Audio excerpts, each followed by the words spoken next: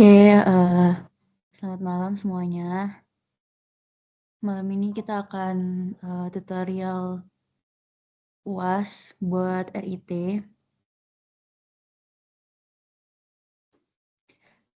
Terus di sini RIT-nya gabungan ya dari semua kelas, jadi asistennya ada banyak. Bisa dilihat aja kayak yang di layar. Oke, pembahasannya itu ada pembahasan dari UAS-UAS sebelumnya. Itu ada UAS rekayasa jalan rel, terus ada UAS RIT pelabuhannya Pak siapa nih? RBF. Terus ada UAS Rekmot. Oh, Pak Bona, oke. Ada UAS Rekmot di tahun-tahun sebelumnya juga. Oke.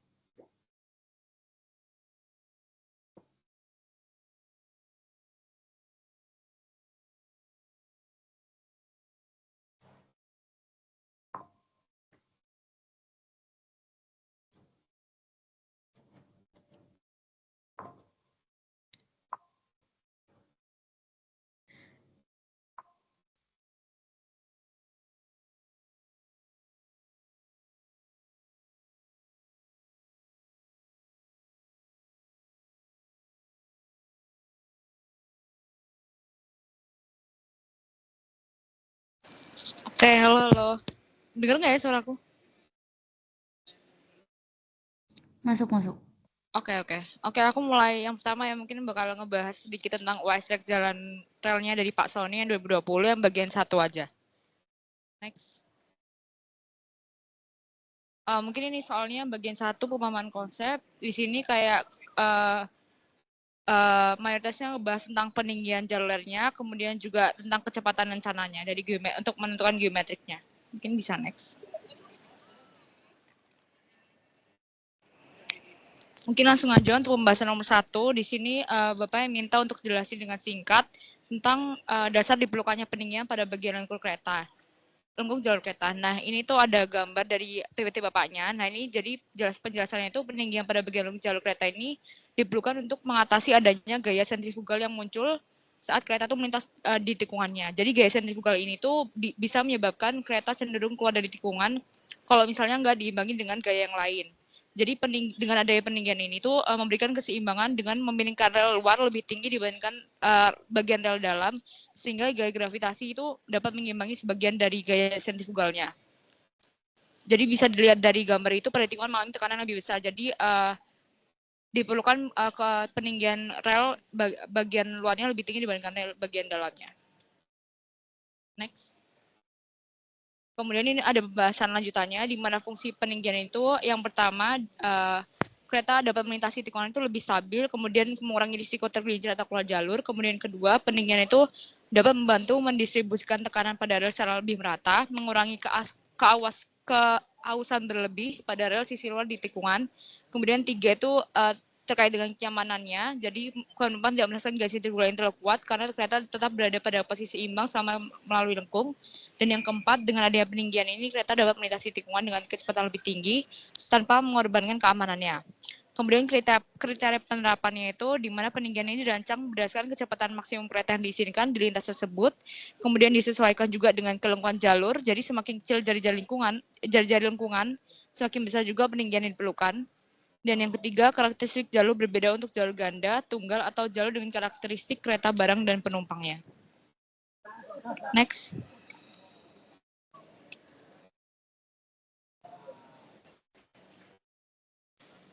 Next.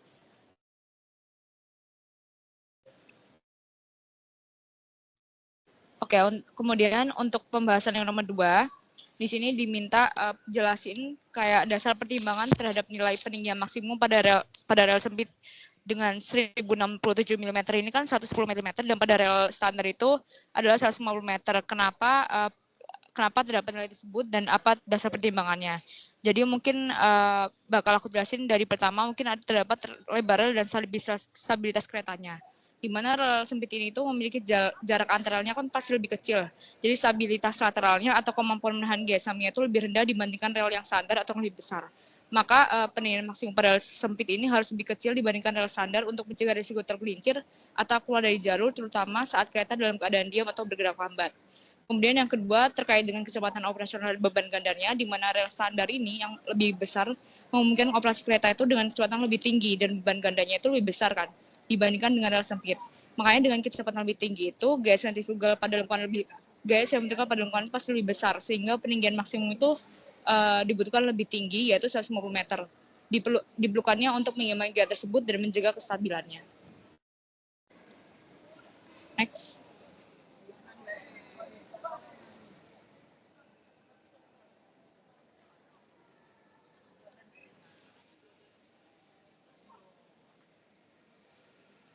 Boleh di next step. Oke.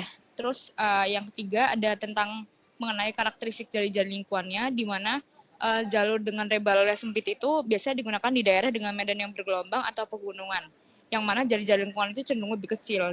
Dengan jari-jari kecil itu, maka gaya sentrifugalnya lebih besar. Tetapi peninggian itu tetap bakal dibatasi untuk menjaga keamanannya.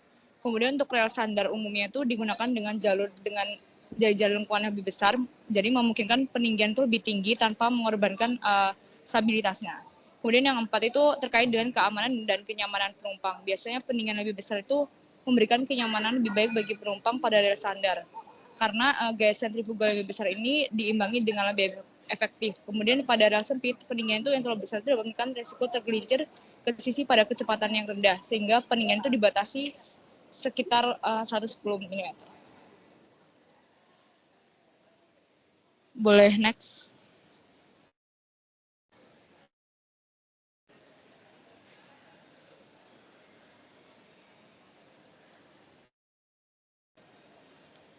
Kemudian ini ada pembahasan nomor 3, di mana ini diminta buat ngejelasin dasar atau asumsi dari perhitungan peninggian minimum dan juga peninggian normal.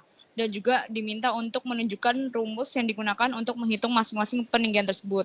Jadi ini aku dapat dari PPT ya Pak Sony juga, untuk peninggian minimum itu ada dua kondisi. Kondisi pertama itu di mana itu gaya sentrifugal yang bekerja pada kereta api saat melintasi tikungan itu diimbangi sepenuhnya oleh komponen gaya berat akibat peninggian rel war, yang artinya itu tidak ada kontribusi dari gaya dukung rel. Jadi gaya berat menghasilkan komponen gaya vertikal yang mempengaruhi kestabilan kereta, sementara gaya sentrifugal ditahan oleh komponen gravitasi rel war.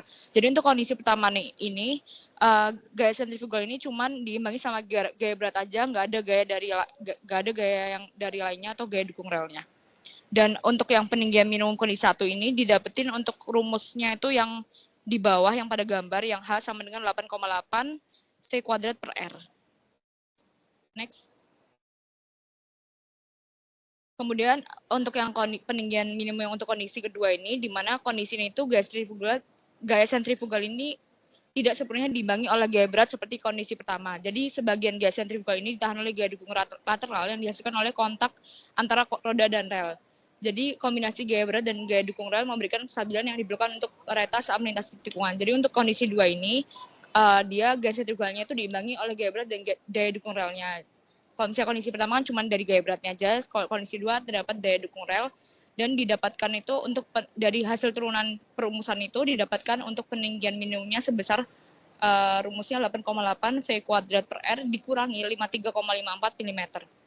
Jadi sebenarnya dari kedua kondisi ini, yang lebih sering digunakan itu yang kondisi 2, karena memperhitungkan peninggian minimum yang mencerminkan keadaan yang sebenarnya di lapangan dan juga menghasilkan perhitungan peninggian yang mungkin lebih efisien dan realistis, dan biasanya hasilnya itu lebih kecil ya dibandingkan yang kondisi pertama untuk yang kondisi 2.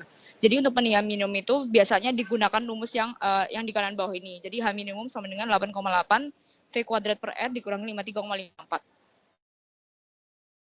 Itu. Mungkin next. Kemudian ini untuk pembahasan peninggian normal, di mana peninggian normal ini dirancang untuk mengimbangi gaya sentrifugal secara optimal pada kecepatan dan caranya. Jadi di peninggian rel yang normal ini itu dibagi menjadi kedua jenis rel ya, ada rel sempit yang 1067 mm dan 1435 mm. Rumusnya itu ada di yang H sama dengan 5,95 V kuadrat per R untuk yang 1067 mm, dan sebenarnya untuk yang tabel ini juga bisa dapat dilihat langsung, jadi peninggiannya bisa ditentukan dari jari-jari sama kecepatannya. langsung dari tabel atau juga bisa menggunakan rumus tersebut. Kemudian untuk peninggian rel dengan lebar yang normal 1435 mm, yaitu dengan peninggian normalnya itu sebesar 8,1 V kuadrat per R. Jadi beda di koefisien awalnya. Kemudian bisa juga langsung menggunakan tabel di kanan ini, ya nggak apa, menggunakan tabel di kanan ini bisa langsung atau menggunakan dari rumus perhitungannya gitu. Mungkin lanjut untuk pembahasan nomor 4, di mana setiap rangkaian kereta api itu dapat terdiri dari lokomotif, kereta untuk penumpang, dan gerbong untuk barang yang berat total maupun tekanan gandar itu masing-masing berbeda. Nah, apakah berat total rangkaian, variasi beban gandar, serta panjang rangkaian itu diperhitungkan dalam menentukan besar peninggian? Mungkin dapat dijelaskan. Nah, ini tuh dari yang aku cari-carikan, kayaknya di BPT Pak Sony juga nggak ada. Dari yang aku cari-cari itu, berat total rangkaian itu diperhitungkan. Sedangkan variasi beban gandar dan panjang rangkaian itu secara langsung diperhitungkan, tapi bakal dipertimbangkan dalam perhitungan gitu. Kemudian yang pertama itu untuk berat total rangkaiannya, penjelasannya di mana berpengaruh pada gaya sentrifugal yang dihasilkan saat kereta itu melintasi tikungan. Jadi semakin berat rangkaian, gaya sentrifugal yang bekerja itu akan semakin besar, sehingga memerlukan peninggian lebih tinggi untuk menjaga kestabilan. Jadi dalam perhitungan peninggian itu berat total digunakan untuk menghitung gaya normal dan gaya sentrifugal yang bekerja. Mungkin ada di rumus sebelumnya terdapat untuk perhitungan berat total pada turunan rumusnya. Kemudian variasi beban gandar ini adalah beban yang diterima oleh satu gandar pada roda kereta, di mana variasi beban gandar ini menentukan distribusi gaya pada rel yang mempengaruhi kestabilan kereta di tikungan. Jadi beban gandar yang terlalu besar atau tidak merata itu dapat meningkatkan tekanan pada rel luar atau saat tikungan dan mempercepat keausan rel gitu. Mungkin next. Kemudian untuk panjang rangkaian ini juga tidak diperhitungkan secara langsung, di mana panjang rangkaian ini berhubungan dengan distribusi gaya dan keseimbangan pada tikungan. Jadi semakin panjang rangkaian, pengaruh gaya sentrifugal itu terhadap peninggian menjadi lebih signifikan, terutama di tikungan dengan radius yang kecil. Jadi rangkaian yang lebih panjang itu meningkatkan gaya lateral di tikungan, sehingga peninggian itu harus diatur untuk memperhatikan stabilitasnya. Gitu. Mungkin next. Kemudian yang terakhir ada pembahasan yang di nomor 5, di mana ini diminta untuk menjelaskan minimal 3 parameter yang digunakan untuk menetapkan kecepatan rencana pada geometrik jalan rel. Jadi ini terdapat yang pertama dari jumlah rangkaiannya, di mana jalur rel dengan jumlah rangkaian yang tinggi ini memerlukan sistem kontrol yang lebih baik untuk menghindari tabrakan atau keterlambatan. Hal ini tentunya dapat membatasi kecepatan maksimum yang direncanakan untuk memungkinkan jarak aman antar keretanya. Kemudian terdapat konfigurasi rangkaiannya, ini terdapat perbedaan di mana kereta barang ini biasanya lebih berat dan memiliki kapasitas pengereman lebih rendah, sehingga membutuhkan kecepatan yang lebih rendah, terutama di area dengan tikungan tajam atau gradien yang curam. Kemudian untuk kereta penumpang ini biasanya berkecepatan tinggi, yang dimana biasanya dirancang untuk kecepatan lebih tinggi, membutuhkan lintas dengan radius lengkung besar, gradien yang landai, dan sistem subelévasi yang optimal. Jadi konfigurasi panjang rangkaian ini berpengaruh pada penetapan kecepatan rencana, karena rangkaian yang panjang itu mungkin memerlukan jarak pengereman lebih jauh, sehingga mempengaruhi kecepatan maksimum yang aman. Mungkin next. Dan juga mengenai tentang jumlah lintasnya, di mana untuk jalur tunggal ini memerlukan pengaturan lebih ketat untuk kereta dari arah yang berlawanan atau saat rangkaian harus menunggu di stasiun tertentu. Kecepatan ini mungkin bakal dibatasi untuk memastikan waktu pertemuan yang aman itu antar kereta. Kemudian untuk jalur ganda atau lebih ini memungkinkan kereta bergerak bebas tanpa konflik arah, sehingga kecepatan rencana itu lebih tinggi karena manuver saling mendahului atau berisilang tidak menjadi penghalang. Jadi jumlah lalu lintas ini berpengaruh sama kecepatan rencananya, yaitu terkait pada fleksibilitas operasionalnya, seperti untuk jalur khusus kereta cepat, di mana jalur itu dideskripsikan sepenuhnya memungkinkan perencanaan kecepatan tinggi tanpa pengaruh dari kereta lain. Mungkin 3 tersebut merupakan untuk menetapkan kecepatan rencananya. Gitu. Boleh next. Oke, makasih. Oke, mungkin nambahin buat yang nomor 5 ini ya. Ini 3 parameter ini sebenarnya bisa dilihat juga dari si rumus kalau kecepatan jalan itu kan biasa dari itu ya, dari yang kelas jalan rel tuh. Itu kan terkait sama si tonase ekuivalennya ya, tonase tahunannya itu berapa. Nah, dari rumusnya itu biasa tuh dia kan ngaruhnya dari berapa sih jumlah operasinya dia, si rangkaian itu ada berapa jenis, jumlah operasi seperti apa, berapa per hari gitu. Terus gimana konfigurasi dia, berapa lokomotif untuk satu rangkaiannya, terus berapa keretanya, berapa gerbongnya gitu. Nah, kebanyakan sih dari situ. Terus selain itu juga ada pengaruh dari si alinyemen yang dirancang juga. Kayak kalau misalnya tikungannya SCS kan dibandingkan sama yang FC, itu berarti dia bakal lebih rendah, relatif rendah kecepatannya gitu. Atau seperti apa gitu. Jadi bisa macam-macam faktor, ini cuma 3 contoh aja.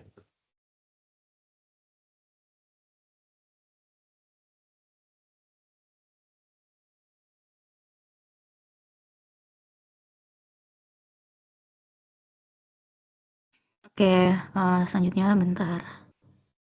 Lanjut ke contoh soal berikutnya.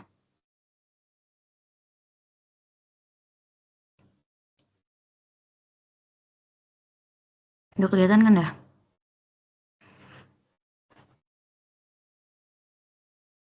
Nah, ini buat contoh UAS relnya Pak Sony yang tahun 2021 sama tahun 2024.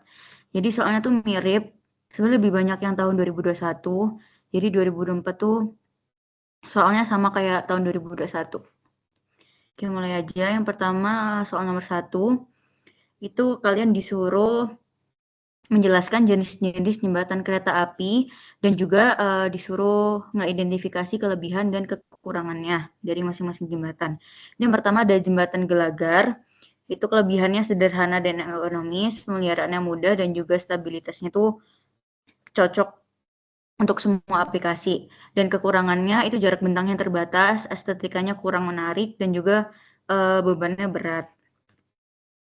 Oke, jembatan yang selanjutnya ada jembatan Rangka. Itu kelebihannya sangat stabil, terus kekuatannya tinggi dan juga materialnya efisien. Namun kekurangannya konstruksinya kompleks, pemeliharaannya harus intensif dan juga estetikanya kurang.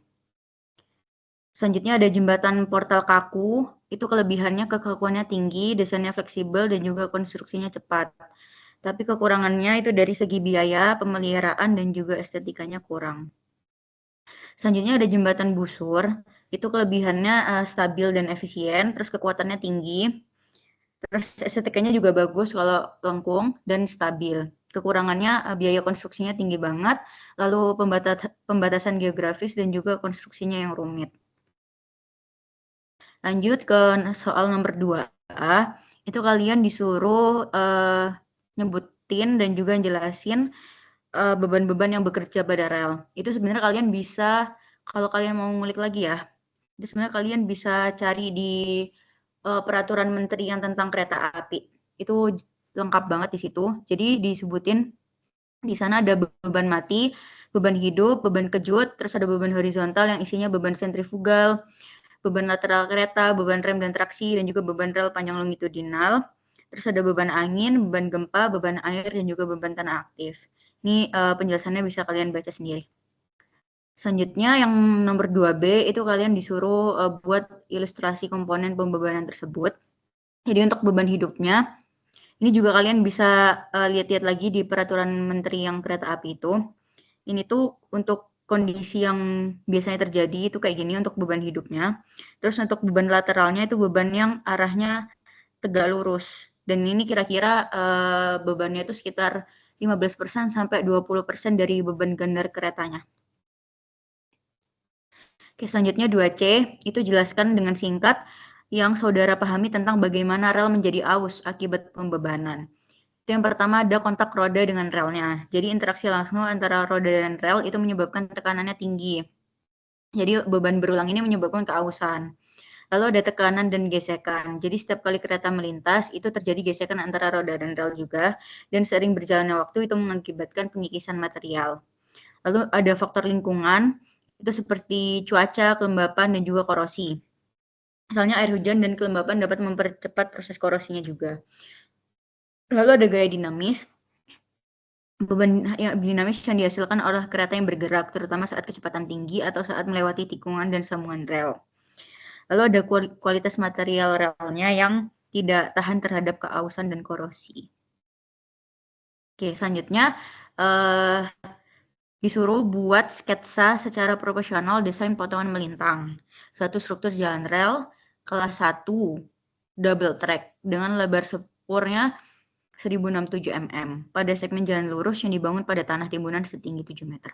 Nah, sebenarnya di peraturan menterinya sendiri itu adanya yang gambar yang untuk single track. Jadi gambarnya kayak gini dan ada tabel penampang melintang jalan relnya. Karena ini yang disuruh untuk jalan rel kelas 1. Jadi kalian bisa lihat yang di kelas jalan 1 itu kecepatan maksimumnya 120, D1-nya itu 30, D1 itu ini ya. D1 itu ini, itu 30, terus B-nya itu ini, itu 150 cm, C-nya itu ini, 235, terus K1-nya itu ini, 265, dan juga D2-nya itu antara 15 sampai 50 cm untuk subbalasnya. Terus E-nya itu 25. Dengan K2-nya ini itu 375. Nah, untuk yang ini kan disuruhnya double track. Jadi untuk double track tuh tadi aku sempat cari. Nah, kalau double track lebih dikit sih ininya untuk si hitungan C, cuman ada C dan K1-nya aja. Jadi kalian nanti bisa gambar aja C-nya sekitar 235 cm, dikira-kira aja, dan K1-nya itu 265 cm dengan jarak antara tracknya itu 4.000. Kalau untuk ininya 2.000. Gitu untuk sketsanya. Terus yang nomor 4. Nomor 4 itu soal pertama, kalian disuruh menjelaskan tentang kapasitas pada layanan jalur kereta.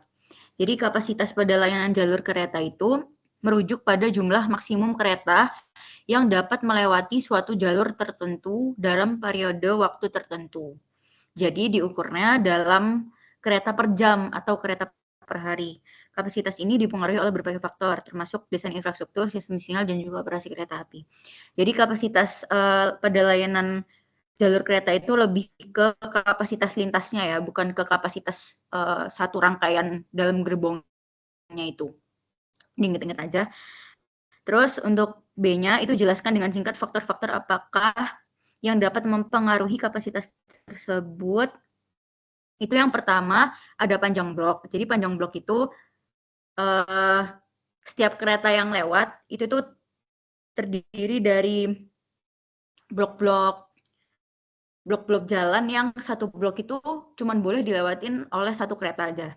Nah, jadi ketika panjang bloknya semakin panjang, berarti kan ada satu kawasan yang hanya bisa dilewati oleh satu kereta itu. Jadi sebenarnya ketika bloknya semakin panjang, itu kapasitasnya semakin sedikit untuk si kereta-kereta itu bisa lewat.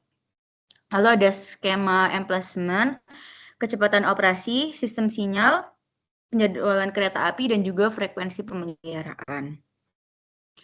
Terus untuk yang C, itu disuruh menentukan minimal 3 strategi untuk meningkatkan kapasitas.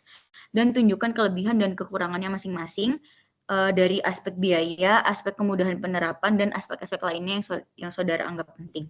Yang pertama, itu yang bisa dilakukan dengan penambahan jalur ganda atau multiple. Jadi penambahan jalur ganda itu sebenarnya yang paling apa ya? Cara yang paling seharusnya dilakukan gitu. Jadi kelebihannya itu banyak. Kelebihannya itu meningkatkan kapasitas secara signifikan dan juga mengurangi keterlambatan akibat jalur tunggal yang padat. Anda mungkin juga dengar kan waktu itu yang ada kecelakaan akibat jalur tunggal dan lain-lainnya. Jadi itu emang yang seharusnya dilakukan adalah dengan penambahan jalur ganda ini. Tapi kekurangannya itu biayanya tinggi untuk konstruksi dan lahannya, terus pembebasan lahannya kompleks dan memerlukan waktu yang sangat lama untuk membangun jalur ganda ini. Selanjutnya ada peningkatan sistem sinyal, itu kelebihannya biayanya lebih rendah dibandingkan dengan penambahan jalur, penerapannya lebih cepat dan kurang mengganggu operasi yang sedang berjalan dan meningkatkan efisien operasional dan keamanan. Untuk kekurangannya itu membutuhkan pelatihan bagi staf untuk mengoperasikan sistem baru, ketergantungan pada teknologi dan memerlukan pemeliharaan terus-menerus. Lalu yang ketiga ada optimalisasi jadwal kereta, itu biayanya juga rendah dan hanya memerlukan penyesuaian operasional, namun kekurangannya itu akan terdapat potensi konflik dengan jadwal kereta lain dan membutuhkan maaf, kayaknya ini ada yang salah. Nah, ini kekurangannya membutuhkan koordinasi yang baik dan pengawasan terus-menerus. Terus yang kelima itu kalian disuruh membuat gambar ilustrasi dengan jelas bagaimana bentuk perubahan grafik perjalanan kereta api atau GPK dengan pembebanan A. 1 persilangan, B. 1 trek baru dari single track menjadi double track, dan juga C. operasional kereta cepat. Ini aku tunjukin gambar defaultnya dulu untuk GPK, gambar simpelnya lah ya. Itu untuk defaultnya itu keretanya akan berjalan, jadi ini X-nya itu waktu, dan C-nya itu stasiun.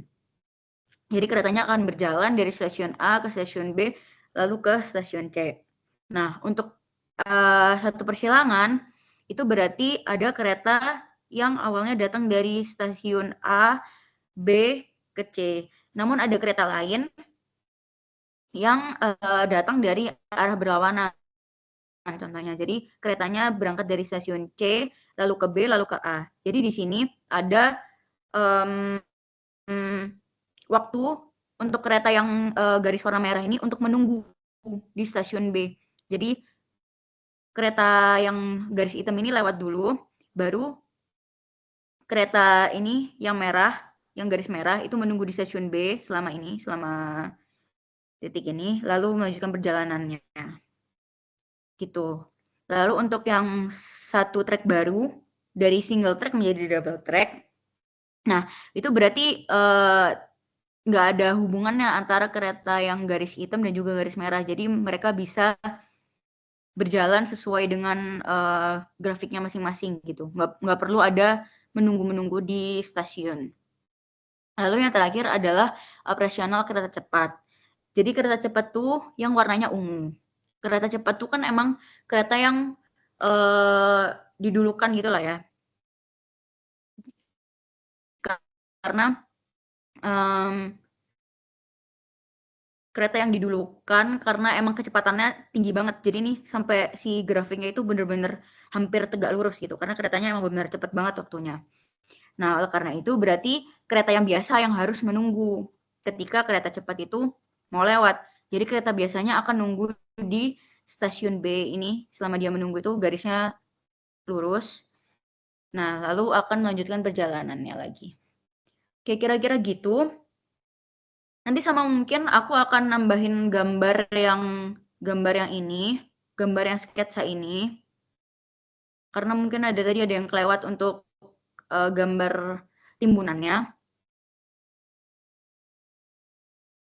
Terus sama mungkin yang optimasi jadwal kereta nanti juga aku perbaiki lagi. Untuk kelebihannya kayaknya masih ada yang kurang. Oke, mungkin itu bisa dilanjut sama asisten yang lain. Oke.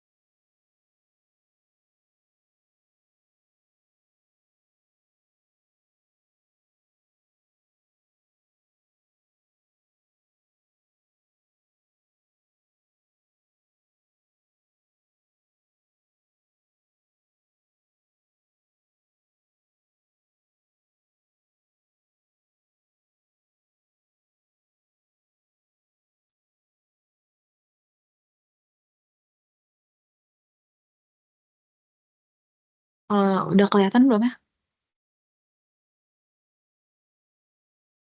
Udah, Syah. Udah. Ini yang berikutnya itu UAS RIT pelabuhannya Pabona, tapi yang punya S2 di yang tahun 2019. Nah, ini yang teori.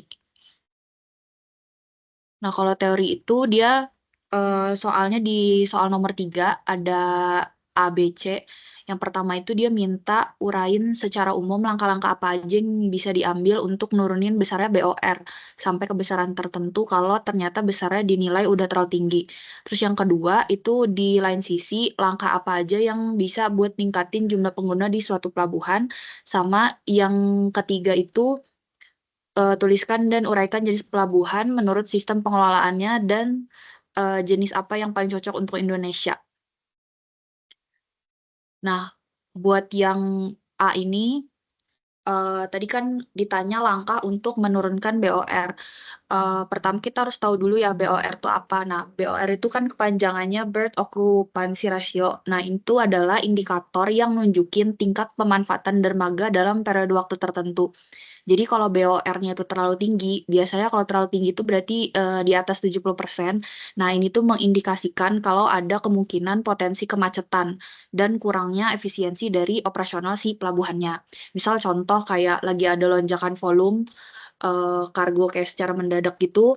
Nah, dianya jadinya menyebabkan antrian kapal tuh jadi panjang atau jadi ada keterlambatan jadwal bongkar muat. Nah, itu tuh bisa nyebabin biaya operasional tuh meningkat dan bisa nyebabin juga kerugian kan bagi shipping company-nya. Nah, langkah menurunkannya gimana? Kalau misalnya dilihat secara teoritis tuh kita bisa lihat dulu BOR itu kan didapat dari rumus jumlah waktu terpakai dari si dermaga per jumlah waktu tersedia di dermaga itu dikali 100%. Atau bisa juga BOR sama dengan jumlah ya inilah panjang terpakai kali waktu tertambat per panjang tambatan tersedia kali 24 jam kali hari kalender kali 100%. Nah, kalau dari rumus ini kan bisa dilihat ya kalau ingin menurunkan itu berarti si penyebut atau pembaginya ini tinggal dimaksimalkan kan untuk menurunkan nilai si BOR-nya. Nah, makanya di sini kalau dari rumus kita bisa bilang kalau dengan memaksimalkan jumlah waktu tersedia, maka itu bisa menurunkan BOR. Caranya yaitu dengan menambah panjang dermaga atau tambatan yang tersedia sama menambah atau mengoptimalkan waktu pelayanan kapalnya. Terus bisa juga dengan langkah yang kedua, yaitu dari rumus ini berarti tinggal meminimalkan yang atasnya nih, yaitu meminimalkan jumlah waktu terpakai dengan cara mempercepat waktu bongkar muat dan juga melakukan pendalaman kolam pelabuhan biar si pelabuhannya itu memungkinkan untuk kapal-kapal besar itu bawa muatan lebih banyak yang bisa ngurangin jumlah kunjungan kapal tapi volumenya tetap sama gitu. Terus kalau teorinya lagi untuk nurunin BOR itu ada banyak sih. Kalau tadi kan berarti secara teoritis, kalau ini ya tinggal dicari di internet langkah-langkahnya itu yang pertama bisa dengan optimalisasi waktu pelayanan kapal. Tadi kayak mempercepat waktu bongkar muat, terus juga mengurangi waktu tunggu. Terus ada juga bisa dengan peningkatan fasilitas dan infrastruktur. Jadi menambah misal peralatan bongkar muatnya jadi jauh lebih banyak atau jadi jauh lebih modern. Terus juga bisa dengan perluasan area penumpukan. Terus ada juga dengan implementasi sistem teknologi informasi. Terus ada juga dengan manajemen penjadwalan kapal. Terus ada pengembangan kapasitas dermaga. Nah, di sini ada juga dari Port Development, dia bilang kalau penambahan jumlah dermaga itu juga bisa menurunkan si BOR itu. Terus habis itu ada juga dengan peningkatan efisiensi operasional. Di sini juga ada bilang kalau peningkatan koordinasi antara stakeholder itu juga bisa menurunkan si BOR itu. Terus yang ketiga, yang B ini ditanya langkah meningkatkan jumlah pengguna pelabuhan. Kalau ini ya tinggal cari di internet aja sih, mungkin disertain sama sumber-sumbernya. Nah, kalau ini cara-caranya itu langkahnya yang pertama yaitu peningkatan kualitas layanan.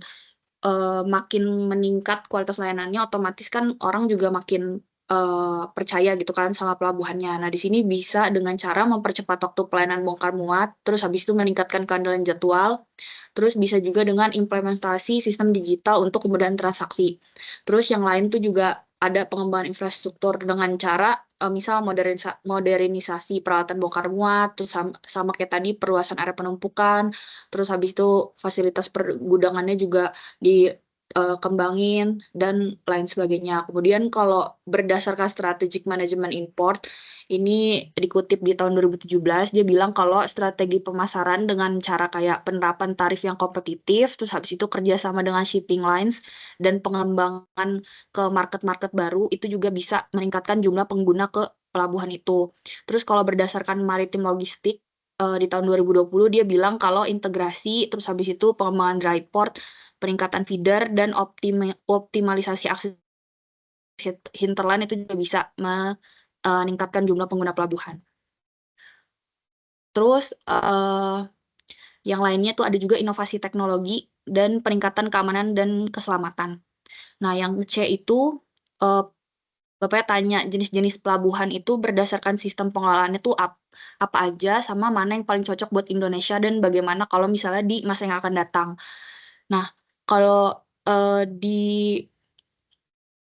menurut PPT Bapaknya sih sebenarnya ada pembagian jenis pelabuhan itu banyak ya. Ada dari aspek teknis, terus habis itu jenis angkutan, jenis perdagangan, jenis pungutan jasa, jenis kegiatan, jenis pelayaran, dan lain sebagainya. Nah, tapi itu nggak ada yang menjelaskan mengenai sistem pengelolaan. Nah, di sini kalau berdasarkan Undang-Undang Nomor 17 Tahun 2008 dan PP Nomor 61 Tahun 2009, itu sebenarnya nggak ada juga yang begitu detail menjelaskan soal sistem pengelolaannya. Soalnya di Indonesia tuh juga nggak beragam gitu. Nah, tapi kalau di peraturan itu dia bilang kalau pelabuhan tuh dibagi jadi dua, ada pelabuhan umum dan pelabuhan khusus. Kalau pelabuhan umum itu ya dikelola oleh BUMN. Kalau pelabuhan khusus itu dikelola untuk kepentingan sendiri. Terus kalau pelabuhan umum itu dia berbentuk persero, contohnya kayak Tanjung Priok dan Tanjung Perak. Kalau khusus biasanya pelabuhannya tuh milik pertambangan atau industri. Nah, kalau misalnya menurut World Bank Port Reform Toolkit atau UNCTAD ini, dia tuh membagi kalau berdasarkan pengelolaannya itu ada beberapa lah. Ini yang pertama, dia tuh ada landlord port. Ini tuh pelabuhan di mana infrastruktur dasarnya itu dimiliki sama pemerintah.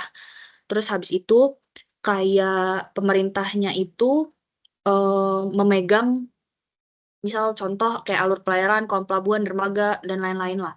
Tapi kalau suprastruktur, misal kayak gudang, fasilitas penumpukan, bangunan, terus jalan lingkungan, dan lain-lainnya itu yang mengatur operasionalnya itu dikelola sama swasta atau BUMN. Terus ada sistem konsesinya juga. Nah, contoh-contohnya tuh kayak Rotterdam, Singapura, sama Tanjung Priok. Terus kalau misalnya toolport itu infrastrukturnya dan peralatannya itu dimiliki pemerintah. Terus kalau operasionalnya sama swasta, tapi pembagian tanggung jawabnya itu dibagi antara publik dan privat. Contohnya itu beberapa pelabuhan di Eropa dan Amerika Latin. Terus ada juga service port, ini pelabuhan layanan publik. Ini biasanya ada di Inggris ataupun di Singapura juga berhasil melakukan ini. Nah, kalau itu dikelola sepenuhnya sama pemerintah, tapi semua aset dan operasional itu di bawah kendali pemerintah dan fokus utamanya tuh buat masyarakat gitu, jadi buat pelayanan publik. Nah, ini model pelabuhan tradisional di banyak negara berkembang. Terus kalau berdasarkan ini tadi sebenarnya ada 3. Nah, tapi ada lagi yaitu fully privatisasi port lah ini. Jadi kayak seluruh aset dan operasional itu dimiliki swasta, terus habis itu nggak ada intervensi pemerintah, mungkin ada tapi minimal, sama fokusnya itu pada efisiensi komersial. Jadi tujuannya emang buat komersial aja. Nah, ini ada di beberapa pelabuhan di Inggris. Terus lanjutan pertanyaannya, kan apa sih yang paling cocok buat Indonesia dan alasannya? Nah, palingan kalau ini bisa dianalisa dari kondisi existing ya. Nah, kalau kondisi existing saat ini itu kan diambil di sini ada 2 contoh ya, Tanjung Priok dan Tanjung Perak itu di Indonesia termasuk dalam kategori landlord port. Jadi pemerintahnya itu nyediain infrastruktur pelabuhan, kayak lahan dan fasilitas, sementara yang mengoperasikannya atau operatornya itu swasta. Swastanya di sini bukan swasta badan swasta, tapi maksudnya tetap BUMN, yaitu PT Pelindo ini yang mengelola pelabuhan Tanjung Perak. Terus habis itu kalau secara analisis ya, sebelum adanya sistem landlord itu, kinerja pelabuhan Tanjung Priok itu bisa dibilang terhambat lah sama masalah infrastruktur yang kurang memadai dan manajemen yang kurang efisien. Jadi saat masih dikelola, waktu masih sebelum ada PT Pelindo, dia dikelola sama namanya Badan Pengusaha Pelabuhan atau BPP. Nah, itu masih bermasalah. Sehingga bisa dibilang kalau landlord port ini ya cukup efektif lah. Nah, ini contoh-contohnya bisa dibilang kenapa dia efektif.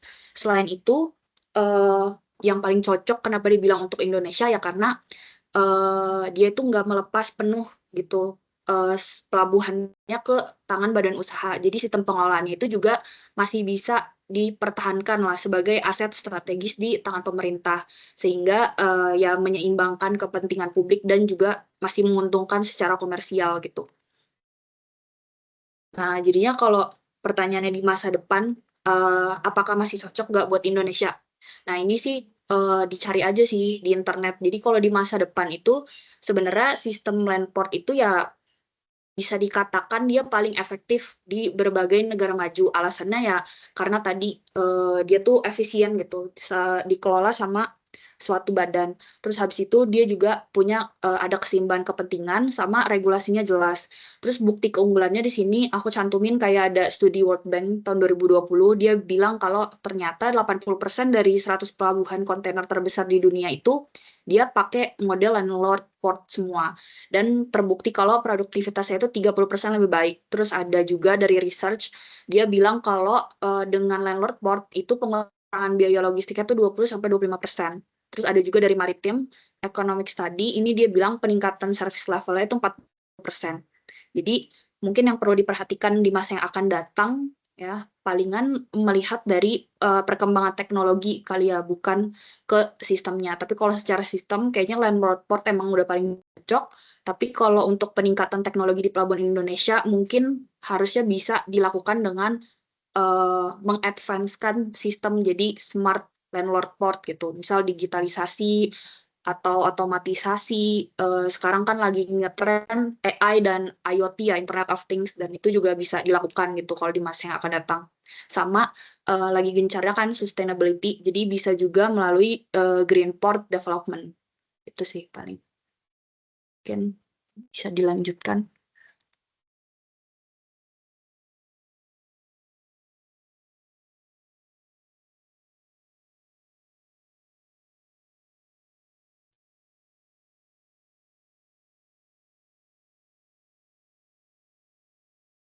Oke, lanjut ke UAS Pelabuhan Pabona tahun 2015.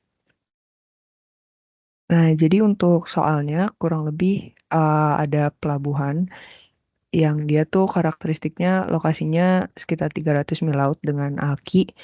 Terus di sisi darat dia hanya 15 kilometer dari pusat kota. Terus juga dia kedalaman laut di bibir pantai pada kondisi muka laut terendahnya 2,5 meter dan dia melandai dengan kemiringan rata-ratanya 15%. Nah, lahan yang tersedia itu sekitar 900 meter sepanjang bibir pantai dan lebarnya itu 2.300 meter ke arah darat. Nah, di sini juga dikasih tahu kurang lebih kargo yang dilayani oleh pelabuhan ini ada general cargo, dry bulk, sama kontainer. Nah, terus kapal-kapal yang akan dilayani juga udah diketahui ya, berikut dengan dimensi. Nah, pertanyaannya, yang pertama, berikan uraian mengenai proses apa saja yang harus dilakukan dari awal sampai beroperasinya pelabuhan tersebut. Kemudian yang kedua, hierarki pelabuhannya. Terus yang ketiga, fasilitas apa aja yang sebaiknya disediakan, terus gimana layoutnya, serta yang terakhir itu ditanya tentang otoritas pelabuhan. Nah, secara umum proses pembangunan pelabuhan itu ya sama ya seperti pembangunan infrastruktur transport pada umumnya. Itu ada persiapan, studi kelayakan, perencanaan, pengadaan, terus konstruksi, praoperasi, dan operasi. Mungkin salah satu hal yang perlu diperhatikan pada saat perencanaan itu untuk di pelabuhan, yang pertama dari kondisi fisik, yang harus diperhatikan itu ada topografi dan batimetrinya, lalu meteorologi yang mencakup angin, hujan, dan temperatur, terus gelombang, arus, pasang surut, sedimentasi, dan geologi dan geoteknik. Terus untuk operasional pelabuhannya yang perlu diperhatikan mungkin dimensi kapal, bagaimana kapal itu bermanuver, lalu lintasnya, serta operasi bongkar muatnya. Yang terakhir ada pelaksanaan dan pertimbangan ekonomis yang mencakup jenis konstruksi, material konstruksi, peralatan konstruksi, dan kemampuan pelaksana konstruksi. Nah, yang selanjutnya ini tentang hierarki pelabuhan. Jadi tadi kalau di soal dia disebutkan dua peraturan gitu ya, ada KM sama PP. Nah, kalau yang KM ini pelabuhan itu dibagi dengan istilah-istilah internasional, nasional, regional, dan lokal. Jadi lebih menekankan pada cakupan geografis. Nah, kalau yang PP itu pengelompokan pelabuhan itu menjadi utama, pengumpul, dan pengumpan. Nah, tapi kalau yang di KM dia itu ada apa ya kayak karakteristik khusus gitulah. Kayak contohnya di sini pelabuhan ini kan tadi dibilang dia itu jarak dari Alkinya sekitar 300 mil laut ya. Nah, sementara syaratnya itu 500 mil laut untuk hierarki pelabuhan internasional yang merupakan pelabuhan utama sekunder. Terus juga syarat yang lain adalah pelabuhannya melayani peti kemas sebesar 1,5 juta TEU per tahun dan kalau dilihat di tabel yang tadi pelabuhan ini sekitar 1,57. Jadi masih masuk gitu. Nah, ini yang lebih lengkapnya. Jadi ini karakteristik pelabuhan yang bisa disebut pelabuhan internasional yang merupakan pelabuhan utama sekunder gitu. Kalau mau lihat lengkapnya bisa dibuka aja di KM-nya. Nah, kalau untuk yang PP, dia itu pelabuhan ini itu masuk ke pelabuhan utama, yang mana fungsinya itu untuk melayani kegiatan angkutan laut dalam negeri dan internasional, alih muat angkutan laut dalam negeri dan internasional dalam jumlah besar, dan sebagai tempat asal tujuan penumpang dan atau barang, serta angkutan penyeberangan dengan antar provinsi. Nah, untuk yang ketiga, ini fasilitas apa aja yang sebaiknya disediakan. Jadi untuk pelabuhan, kan itu biasanya kita bagi jadi dua ya, sisi perairan sama sisi darat. Nah, untuk sisi perairan, sebenarnya ini kalian bisa tambah sendiri aja ya. Maksudnya kira-kira apa aja ya yang perlu disediain di sebuah pelabuhan selengkap-lengkapnya. Ini yang uh, basic-basicnya. Yang pertama ada alur pelayaran atau navigation channel, ada kolam pelabuhan, ada breakwater, sama mooring atau tambatnya. Nah, bisa dilihat di gambar-gambarnya ya, lokasi-lokasinya. Nah, untuk tambat ini, jadi kapal itu bakal bertambat eh, di antara tiga tempat ini, antara offshore mooring, dolphin, atau dermaga. Nah, kalau yang fasilitas sisi darat, yang pertama itu ada fasilitas bongkar muat untuk muatan yang sesuai. Tadi kan ada kontainer ya, jadi mungkin fasilitas bongkar muatnya misalnya crane, terus tadi ada dry bulk juga bisa pakai silo, terus fasilitas isi darat yang lainnya juga tempat penumpukan barang, bisa lapangan atau gudang, serta juga akses dan parkir kendaraan. Nah, untuk fasilitas lainnya, ya ini fasilitas pelengkap aja sih. Ada fasilitas untuk pemadam kebakaran, BBM, instalasi air bersih, listrik, kawasan perkantoran, dan lain-lain.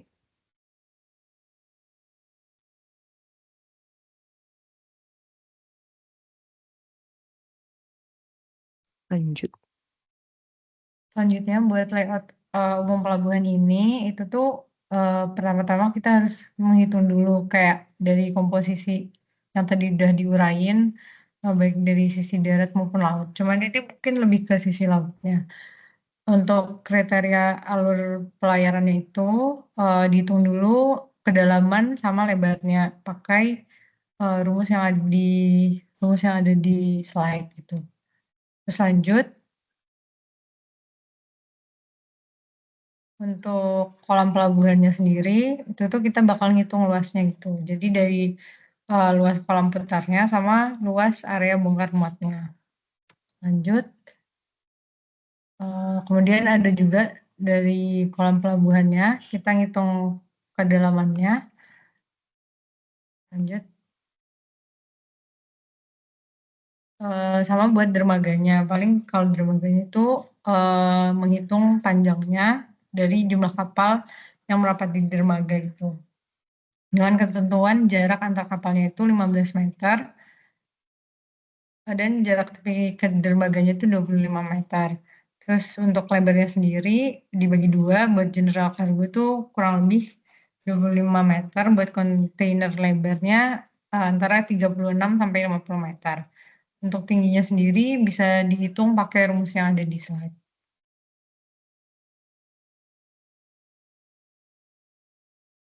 Terus ini buat contoh perhitungannya aja. Lanjut.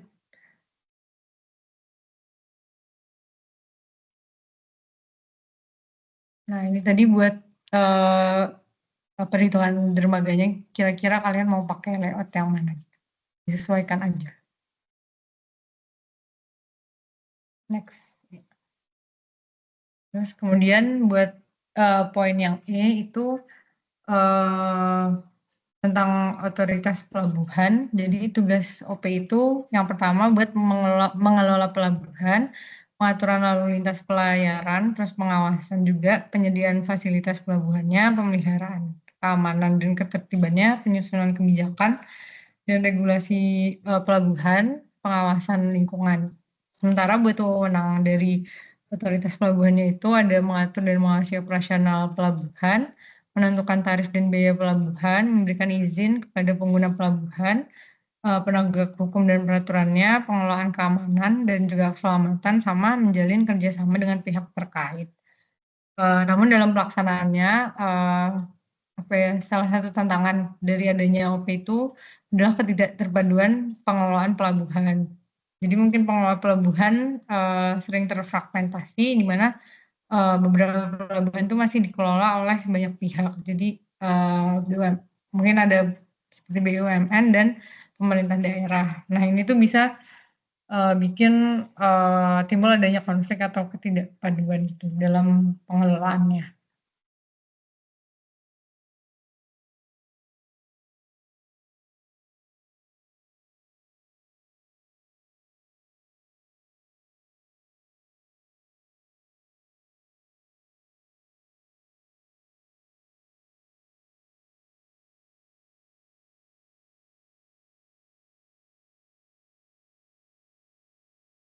Oke, selanjutnya untuk yang UAS ini UAS mata kuliah Rekmot, mata kuliah S1 untuk yang pelabuhan tahun 2010. Untuk yang soal pertama itu hitungan, jadi sebentar. Jadi di sini ada data banyaknya barang yang akan menggunakan suatu pelabuhan, sama terminalnya itu ada konvensional, dry bulk, sama kontainer. Terus di sini ada data juga jumlah barang masuk pelabuhannya, satuannya ton per tahun sama TEU per tahun. Ada juga dwelling time-nya, sama yang terakhir tingkat pertumbuhan tahunan barang masuk pelabuhan. Karena nanti bakal ada forecasting gitu untuk tahun ke-10, ke-15, dan seterusnya. Oke, yang pertama untuk yang nomor 1A dulu. Jadi di sini diasumsikan jumlah general kargo yang masuk gudang itu 75% dari total. Yang ditanya adalah berapa luas total gudang konvensional yang perlu disediakan pada tahun awal. Terus ada informasi juga bahwa SOR-nya itu sekitar 65%. Sama di sini ada informasi untuk menggunakan kapasitas gudangnya itu 2,5 ton per meter kuadrat. Sama hari kalender yang digunakan itu sebanyak 350 hari. Oke. Jadi karena ini hitungan, mungkin nanti kalian bisa tulis dulu apa aja yang diketahui supaya mempermudah gitu. Sama ini sebenarnya kalau dari yang aku baca, ini tuh soalnya mirip banget sama PPT pelabuhan yang bab tentang operasional. Itu ada, kalau nggak salah, ada beberapa contoh soal yang kurang lebih mirip sama soal-soal ini. Dan di situ juga yang aku baca itu ada ketentuan kalau luas efektif itu 60% dari total. Jadi ini aku ambilnya dari PPT-nya Pak Febri, bukan dari soal ini. Jadi yang pertama kita hitung dulu demand masuk gudang per tahun. Nah, kalau untuk 1A ini kan yang dihitung hanya untuk terminal konvensional atau untuk yang general cargo aja. Jadi kita hanya hitung yang baris pertama ini. Jadi di sini didapatkan datanya itu 768.000, karena tadi yang masuk ke gudang itu 75%, jadi dikali, jadi totalnya sekitar 576.000 ton per tahun. Terus kita hitung juga untuk ton hariannya, di sini dikalinya sama dwelling time, di mana kalau dwelling time rata-rata itu satuannya hari, jadi di sini 576 dikali 3,5 hari, totalnya segini 2.016.000 ton. Terus selanjutnya setelah tahu demand masuk sama demand gudang dalam satuan ton hari per tahun, kita hitung kebutuhan kapasitas gudangnya. Nah, di sini barulah dikali sama si SOR ini. Untuk pengertian-pengertian SOR sama rumusnya nanti kalian mungkin bisa searching lagi ada di PPT yang operasional pelabuhan.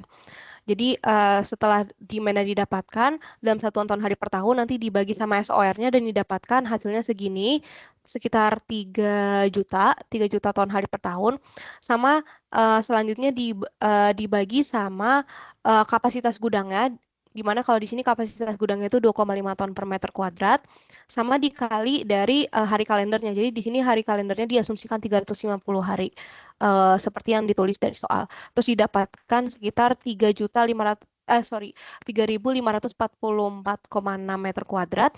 Dan untuk luas gudangnya, karena di sini kita pakai luas efektif itu 60% dari total, ini ada di PPT, jadi 3.544 ini dibagi sama 60%. Jadi kira-kira luas gudang efektifnya itu adalah 5.907,69 meter kuadrat. Jadi itu untuk yang 1A, untuk menghitung luas total gedung konvensional. Kemudian kalau yang 1B masih menyambung dari yang 1B tadi tentang terminal konvensional, tapi di sini ditanya dari luas gudang yang sudah diperoleh dari 1A ini, berapa SOR-nya pada 10 tahun yang akan datang. Gunakan pertumbuhan linear, persen barang masuk gudang, dan variabel lainnya tetap. Jadi di sini yang ditanya itu adalah SOR-nya. Kalau tadi kan SOR-nya tuh udah tahu ya 65%. Sedangkan kalau ini ditanya kalau 10 tahun ke depan itu SOR-nya itu berapa. Oke, jadi sebenarnya rumusnya kurang lebih mirip sama yang tadi, cuma demand masuknya itu kita forecast ke tahun ke-10. Karena di sini dia minta pakai linear, berarti kita forecastnya linear aja. Jadi 576.000 tadi dikali sama 1 tambah angka pertumbuhannya. Nah, angka pertumbuhannya itu ada di data, di tabel, di soal 3,9%. Terus kita pangkatin 10, dapat sekitar 824.000 ton per tahun. Terus kita convert ke ton hari per tahun, dikali sama dwelling time-nya 3,5 hari. Baru setelah itu kita bisa hitung SOR untuk tahun ke-10. Nah, ini untuk rumusnya. Jadi rumusnya itu adalah demand-nya dibagi sama luas gudang yang tadi, 5.905, dikali sama kapasitas 2,5 ton, sama dikali hari kalendernya yaitu 350 hari. Di sini didapatkan SOR untuk tahun ke-10 itu adalah 57,18%. Oke, selanjutnya untuk yang nomor 3. Yang nomor 3 ini itu tentang masih tentang yang tadi, tapi di sini ditanyanya pada tahun ke-15 bila SOR-nya ingin sekitar 90%, kira-kira luas gudangnya itu perlu berapa gitu. Berarti kan tadi SOR-nya kita 65%, terus kalau tahun ke-10 itu 57%, dan di sini pengen ditetapkan sekitar 90% untuk tahun ke-15. Berarti kita harus mengutak-ngatik luas gudangnya itu. Jadi untuk perhitungannya kurang lebih sama, kita hitung demand-nya di forecast ke tahun ke-15, bedanya cuma di pangkat 15 aja gitu. Kemudian convert ke ton hari per tahun, sama di sini SOR-nya itu kan 90% ya. Nah, ini tadi aku coba hitungnya itu pakai Excel, jadi pakai rumus Goldseek, pakai fungsi Goldseek. Nah, mungkin nanti kalian kalau nggak boleh pakai Excel, kalian mungkin bisa pakai kalkulator aja gitu, atau bisa pakai metode coba-coba aja. Karena kan dia juga nggak bilang exact 90% ya, dia bilangnya sekitar 90%, jadi kalau udah dapat sekitar 89 atau 91, mungkin nanti bisa langsung ditetapkan kira-kira luasnya berapa. Nah, di sini aku dapetin luas gudang tahun 2015 itu justru mengecil sekitar 4.545,81. Jadi di sini tidak perlu adanya tambahan luas gudang. Oke. Selanjutnya untuk yang 1D, yang 1D ini udah bukan tentang yang general cargo, ini udah beralih ke yang kontainer. Jadi di sini ditanya berapa kontainer crane yang diperlukan bila tingkat utilitasnya yang dicapai itu 80%. Ada catatan juga di sini produktivitasnya itu 10 box per jam, terus crane-nya butuh 275 jam downtime dalam setahun, waktu operasi terminalnya 12 jam sehari dengan waktu pergantian shift selama 2 jam, selama 350 hari per tahun. Sama di sini menggunakan faktor di mana konversi 1 box itu sama dengan 2 TEU. Kayak di sini tulis dulu yang diketahui. Jadi ini jumlah barangnya berapa, dwelling time-nya, produktivitas crane, downtime crane. Nah, untuk waktu operasi terminal bisa langsung dikali aja tadi 12 jam per hari, dikali sama waktu kalendernya 350 hari per tahun. Jadi total waktu operasi terminal itu dalam 1 tahun adalah 4.200 jam per tahun. Nah, kemudian masuk ke perhitungan, tadi kita disuruh untuk menghitung berapa kontainer crane yang diperlukan. Yang pertama yang harus dihitung itu adalah waktu operasi crane yang tersedia dengan rumus waktu operasinya 4.200 jam per tahun dikurang sama downtime. Downtime itu 275 jam. Berarti didapatkan hasilnya 3.925 jam per tahun. Lalu setelah dapat waktunya, kita hitung kapasitas crane per tahun untuk yang efektifnya dengan cara mengalihkan available time dikali sama produktivitas per jam yang tadi dalam bentuk 10 box per jam. Kemudian kalau sudah dapat box per tahunnya, kita convert lagi ke TEU per tahun. Jadi dikali sama 2 TEU, karena tadi faktor konversinya itu 1 box sama dengan 2 TEU. Kemudian untuk kapasitas crane dengan utilitas 80% itu tinggal dikali aja 78.500 kali 80%, sama yang terakhir untuk menghitung kebutuhan crane berarti hanya tinggal membagi dari demand-nya, di mana demand-nya itu kalau untuk yang yang kontainer tuh 285.000 dibagi sama kapasitas efektif satu crane tadi didapat 62.800 TEU. Jadi didapatkan sekitar 4,5, kita buletin ke 5. Jadi di sini untuk 1D dibutuhkan sekitar 5 crane. Lanjut ke yang 1E, ini kurang lebih masih menyambung dari yang 1D gitu ya. Jadi di sini ditanya dengan jumlah crane yang diperoleh dari pertanyaan sebelumnya, berapa tingkat utilitas pada 10 tahun yang akan datang? Gunakan pertumbuhan linear, besaran variabel selain demand tetap. Jadi di sini juga akan kita forecast untuk 10 tahun yang akan datang. Yang pertama kita hitung dulu. Tadi kan kita sudah dapat kalau jumlah crane yang dibutuhkan pada tahun awal itu sekitar 5 crane. Jadi kita hitung total kapasitas crane-nya berapa dengan jumlahnya itu 5 sama kapasitas efektif tadi didapat 62.800. Jadi total kapasitas crane secara keseluruhan itu adalah 314.000 TEU per tahun. Kemudian kita seperti soal-soal yang sebelumnya, kalau ada ditanya 10 tahun yang akan datang, 15 tahun yang akan datang, berarti harus kita forecast dengan jangan lupa angka pertumbuhannya itu udah bukan 3,9 karena sesuai sama data ini kalau kontainer pertumbuhannya itu 4,8. Jadi dikali 1 tambah 4,8% dipangkatinnya sama 10. Didapat 455.467 TEU per tahun. Baru terakhir kita hitung utilisasi crane tahun ke-10 dengan cara membagi demand-nya. Demand TEU per tahun itu dibagi sama total kapasitas crane. Tadi total kapasitas crane-nya kita dapat kalau untuk 5 crane itu sekitar 314.000. Nah, di sini didapatkan utilisasinya itu adalah sangat besar yaitu 145,05%. Oke, itu untuk nomor 1. Next ke nomor 2.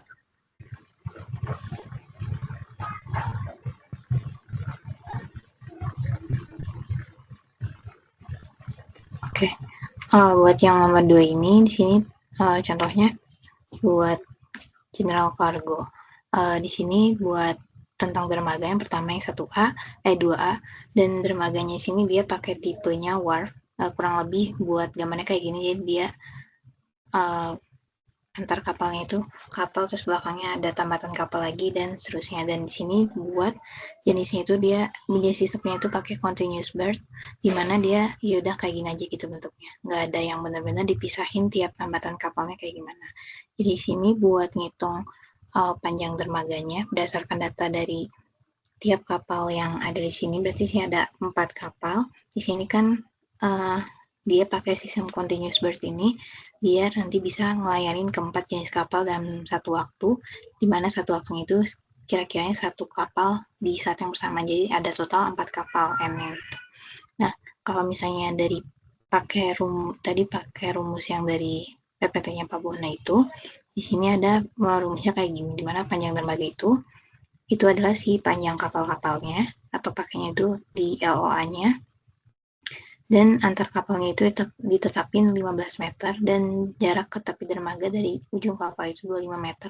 Jadinya didapat buat LP atau panjang dermaganya itu 2 kali 25 buat tepiannya dan 3 kali 15 buat antar kapalnya dan jumlah panjang dari LOA 4 kapal ini. Dan didapat hasilnya 346 meter. Oke, next.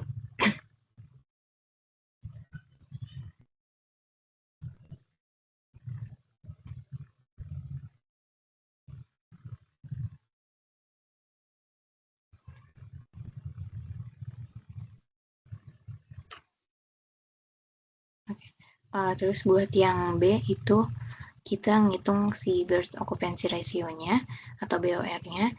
di tahun pembukaan sama 10 tahun setelahnya.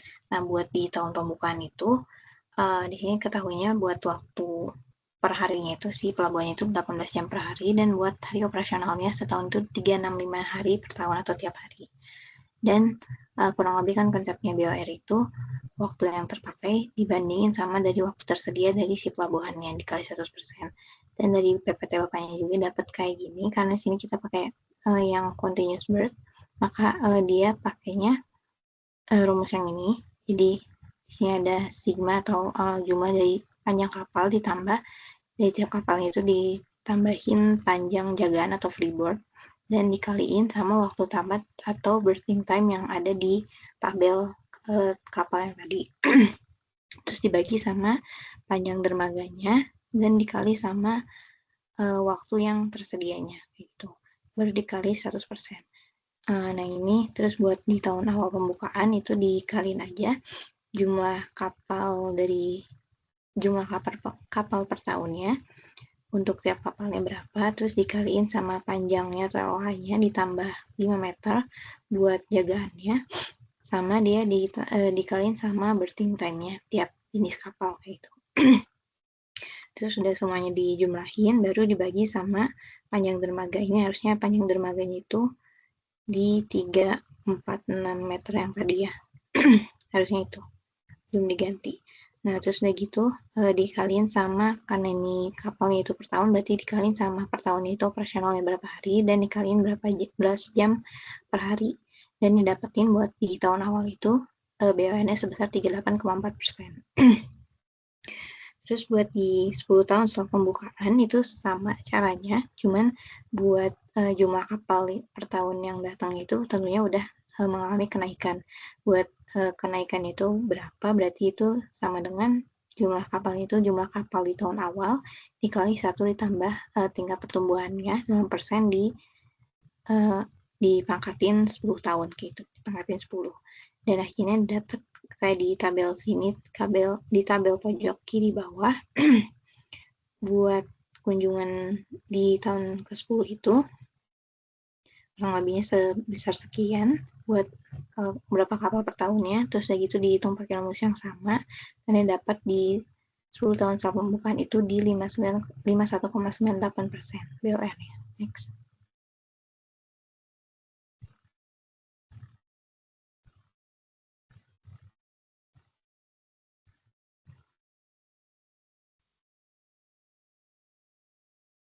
Next.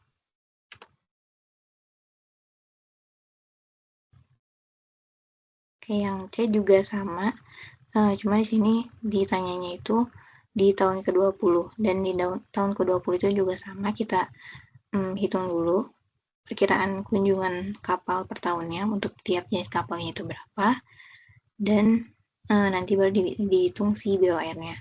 Dan sini dapetin 69,9%, jadi hasilnya sih udah bener, cuman harusnya itu buat si panjang dermaganya itu yang 346 meter. Dan ternyata dapatnya itu masih 69,9%, dimana di sini berarti masih kurang dari 85%. Jadi mungkin belum dibutuhin buat dilakuin penambahan panjang dermaga. Next.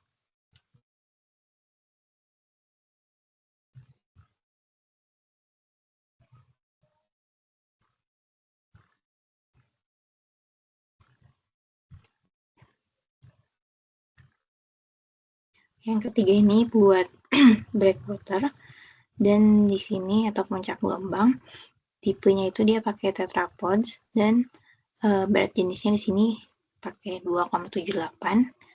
Mungkin maksudnya ini 2,78 gram per sentimeter kubik atau sekitar 2780 kg per meter kubik. Dan di sini untuk kemiringan sudutnya ada di 20 derajat dan tinggi gelombang itu di 2,5 meter. Nah, untuk yang pertama itu kita tentuin si berat untuk breakwaternya itu.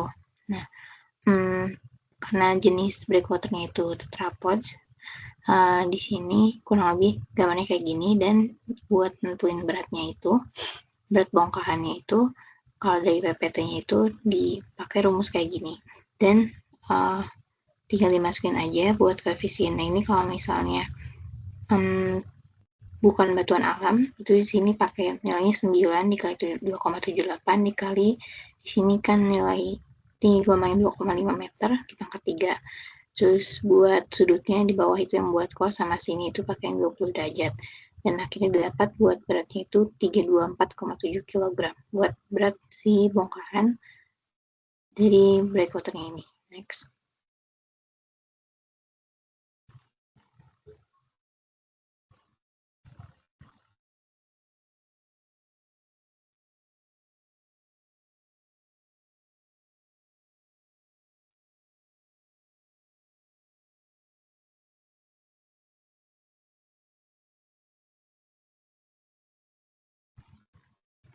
Oke. Terus selanjutnya itu kalau buat nentuin volumenya, karena tadi kan volumenya ini kalau misalnya dia pakai batuan alam, itu kan di sini ada Brazisnya 2,01, berarti di sini kita tentuin dulu, karena dia beda lagi, dia pakai batuan alam, jadi tentuin dulu buat si beratnya. Beratnya itu pakai si berat jenis batuan alam ini di 2,01 dan didapat beratnya itu 2141,7 kg. Terus buat karena berat jenis itu berat per volume, jadi buat volumenya itu minimumnya itu di 1,066 meter kubik per bongkahannya, atau berat dibagi berat jenisnya kayak gitu. Terus udah gitu buat yang 3D itu ada tentang tinggi, di sini ada tinggi gelombang rata-ratanya atau yang mewakili atau significant wave-nya itu di 1,5 meter, dan ada data elevasi juga, dan sini ditanyanya elevasi pemecah gelombang yang diperlukan. Nah, kalau misalnya dari yang PPT Bapaknya sih ada di sini tinggi breakwater itu umumnya 1,2 sampai 1,25, di mana hanya itu tinggi gelombang di atas si MHWL atau di medium high water level-nya. Gitu. Jadi di sini contohnya di 1,25 dikali si di sini significant wave-nya di 1,5 meter dan didapetin tinggi breakwater di atas MHWL itu sebesar 1,875 meter. Terus untuk elevasinya itu di atas elevasinya itu di atas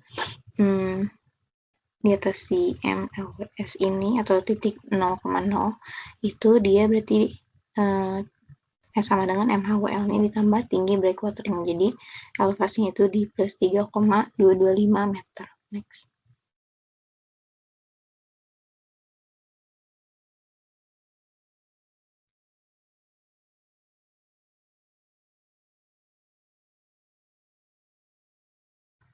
Terus ada di sini tanyain tentang lebar tipikal dari permukaan atas sama dasar dari pemecah gelombang. Sebenarnya mungkin kalau yang ini buat ketentuan slope gitunya nggak ada dijelasin lebih lengkapnya, jadi aku apakah itu kalau misalnya di contohnya sih di PPT itu ada yang biasanya kayak gini, jadi ada slope-nya itu ada perubahan slope juga, cuman di sini aku ngasumsinya sementara ini sih pakai slope-nya itu miringan yang tadi 20 derajat itu. Dan buat lebar atasnya ini karena aku ngikutin sini, dan dia tipe jenisnya itu timbunan juga, jadi dia pakai lebar permukaan atasnya itu hanya sama dengan 1,5 meter, terus tinggi breakwater dari sampai dasar laut itu di sini kan di dasar lautnya di min 12,5 meter, jadi 12,5 meter ditambahin sama si bentar. Ini harusnya ditambahin sama tinggi yang tadi yang 3,225 meter harusnya. Jadi bukan cuman dari MHWL doang, jadi nanti ditambahin sama si 12,5 meter ini. Bentar.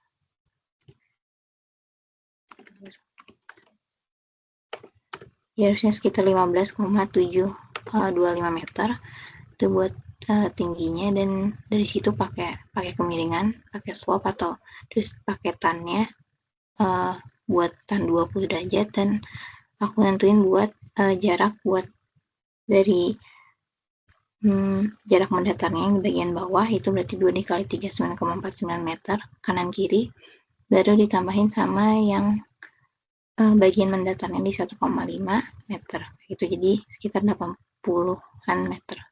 Kayak gitu. Mungkin kalau misalnya ada detail yang lebih jelasnya itu bisa sesuaiin lagi, karena di sini kalau contohnya yang kayak gini kan berarti di sini slope-nya juga ada perubahan slope juga, tentunya bakal ngaruh ke si panjang pendataan itu juga bakal beda juga. Kayak gitu. Oke, next.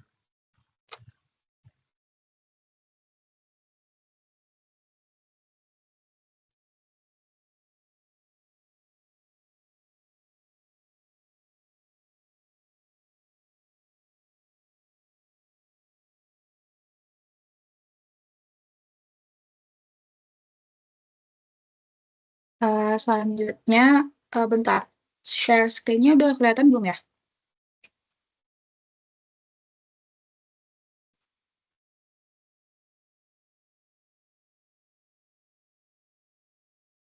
Oke, aku lanjut aja ya. Jadi, selanjutnya itu ada UTS Rekayasa Moda Pelabuhan Pabona tahun 2016. Yang pertama, soalnya itu tuliskan uraian kegiatan penanganan barang apa aja yang umum atau dapat dilakukan pada sebuah prasarana antar moda. Jadi itu ada kegiatannya kurang lebih ada 4. Ada yang pertama transshipment atau perpindahan barang dari satu moda ke moda lainnya. Kegiatan ini biasa dilakukan pada rentang waktu tertentu tergantung pada koordinasi antar modanya. Terus yang kedua ada konsolidasi, yaitu simpelnya barang-barang dari berbagai moda yang kapasitasnya kecil itu disatukan dan berganti moda ke moda yang kapasitasnya lebih besar. Nanti kalau misalnya udah sampai di titik tujuan, barangnya itu direkonsolidasi atau dipindahkan ke moda yang berkapasitas lebih kecil lagi. Terus yang ketiga ada sorting atau pemilahan gitu.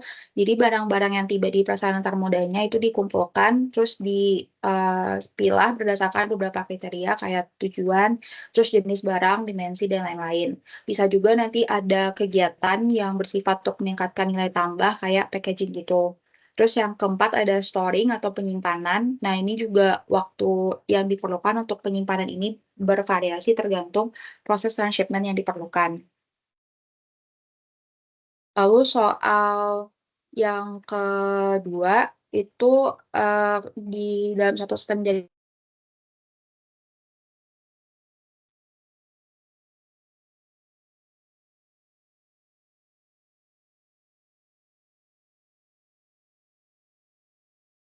struktur jaringan langsung dan HPT bapaknya Pak Febri itu jaringan itu struktur jaringan pelabuhan itu ada 2, ada yang direct atau point to point system sama hub and spoke system. Kurang lebih gambarnya kayak yang di PPT.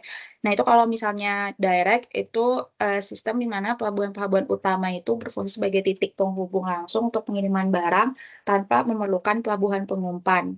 Nah, keunggulannya pendistribusian barangnya memiliki waktu tempuh yang lebih efisien daripada hub and spoke serta utilisasi moda angkutan yang lebih tinggi. Tapi dibutuhkan banyak moda transportasi untuk memenuhi seluruh jaringan sehingga berpengaruh pada biaya yang lebih besar. Kalau misalnya hub and spoke itu sistem yang melibatkan satu atau lebih pelabuhan pusat yang berfungsi sebagai titik pengumpul untuk barang sebelum didistribusikan ke pelabuhan-pelabuhan kecil. Nah, keunggulannya dari sistem ini bisa menghasilkan pendapatan yang lebih besar, lebih efisien, serta membutuhkan moda transportasi yang lebih sedikit. Tapi sistem ini mungkin memiliki kemungkinan untuk mengurangi kelancaran pergerakan barang akibat diperlukannya transit pada beberapa hub yang berbeda.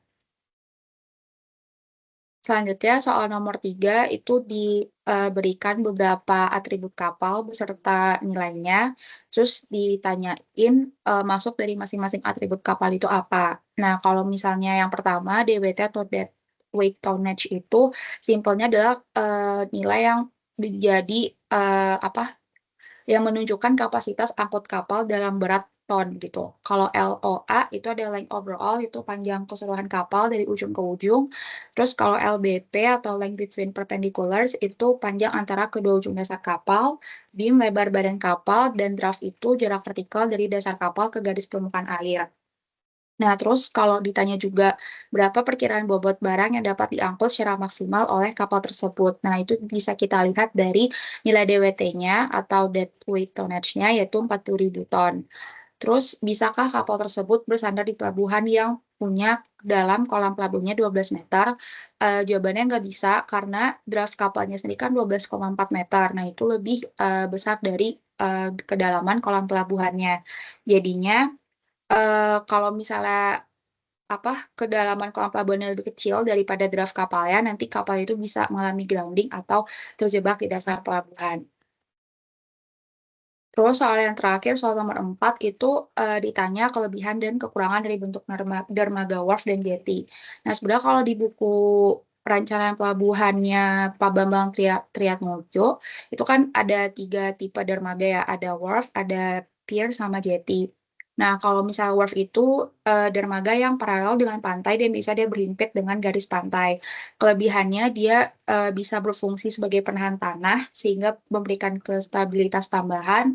Terus dia memungkinkan proses bongkar muatnya itu lebih baik karena pola bentuk standar kapalnya itu sejajar dengan lapangan penumpukan. Jadi waktu operasinya itu jadi lebih efisien.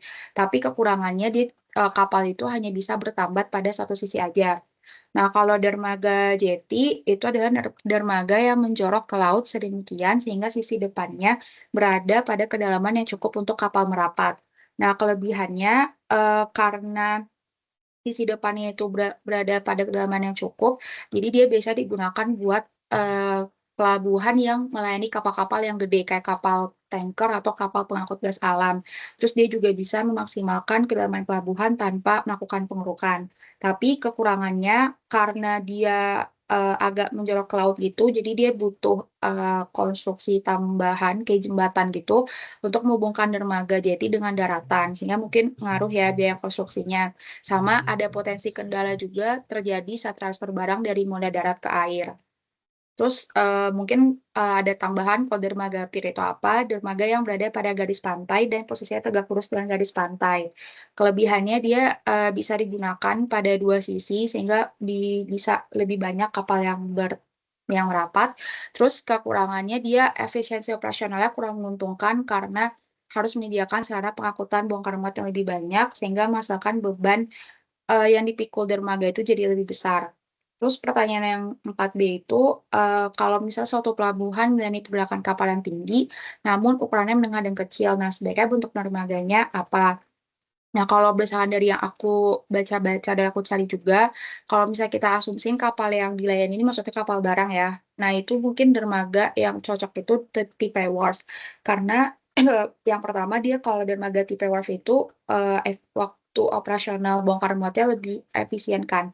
Jadi cocok buat melayani pelabuhan yang sibuk atau pergerakan kapalnya tinggi. Selain itu juga karena kapal yang dilayani ukurannya menengah dan kecil, jadi nggak butuh kedalaman pelabuhan yang begitu besar. Jadi kalau kita bikinnya jetty juga boros gitu kan desainnya. Selain itu juga dermaga wharf ini biasanya dia bisa menerima beban yang besar di atasnya kayak crane, terus barang yang dibongkar muat, serta peralatan untuk bongkar muat barang.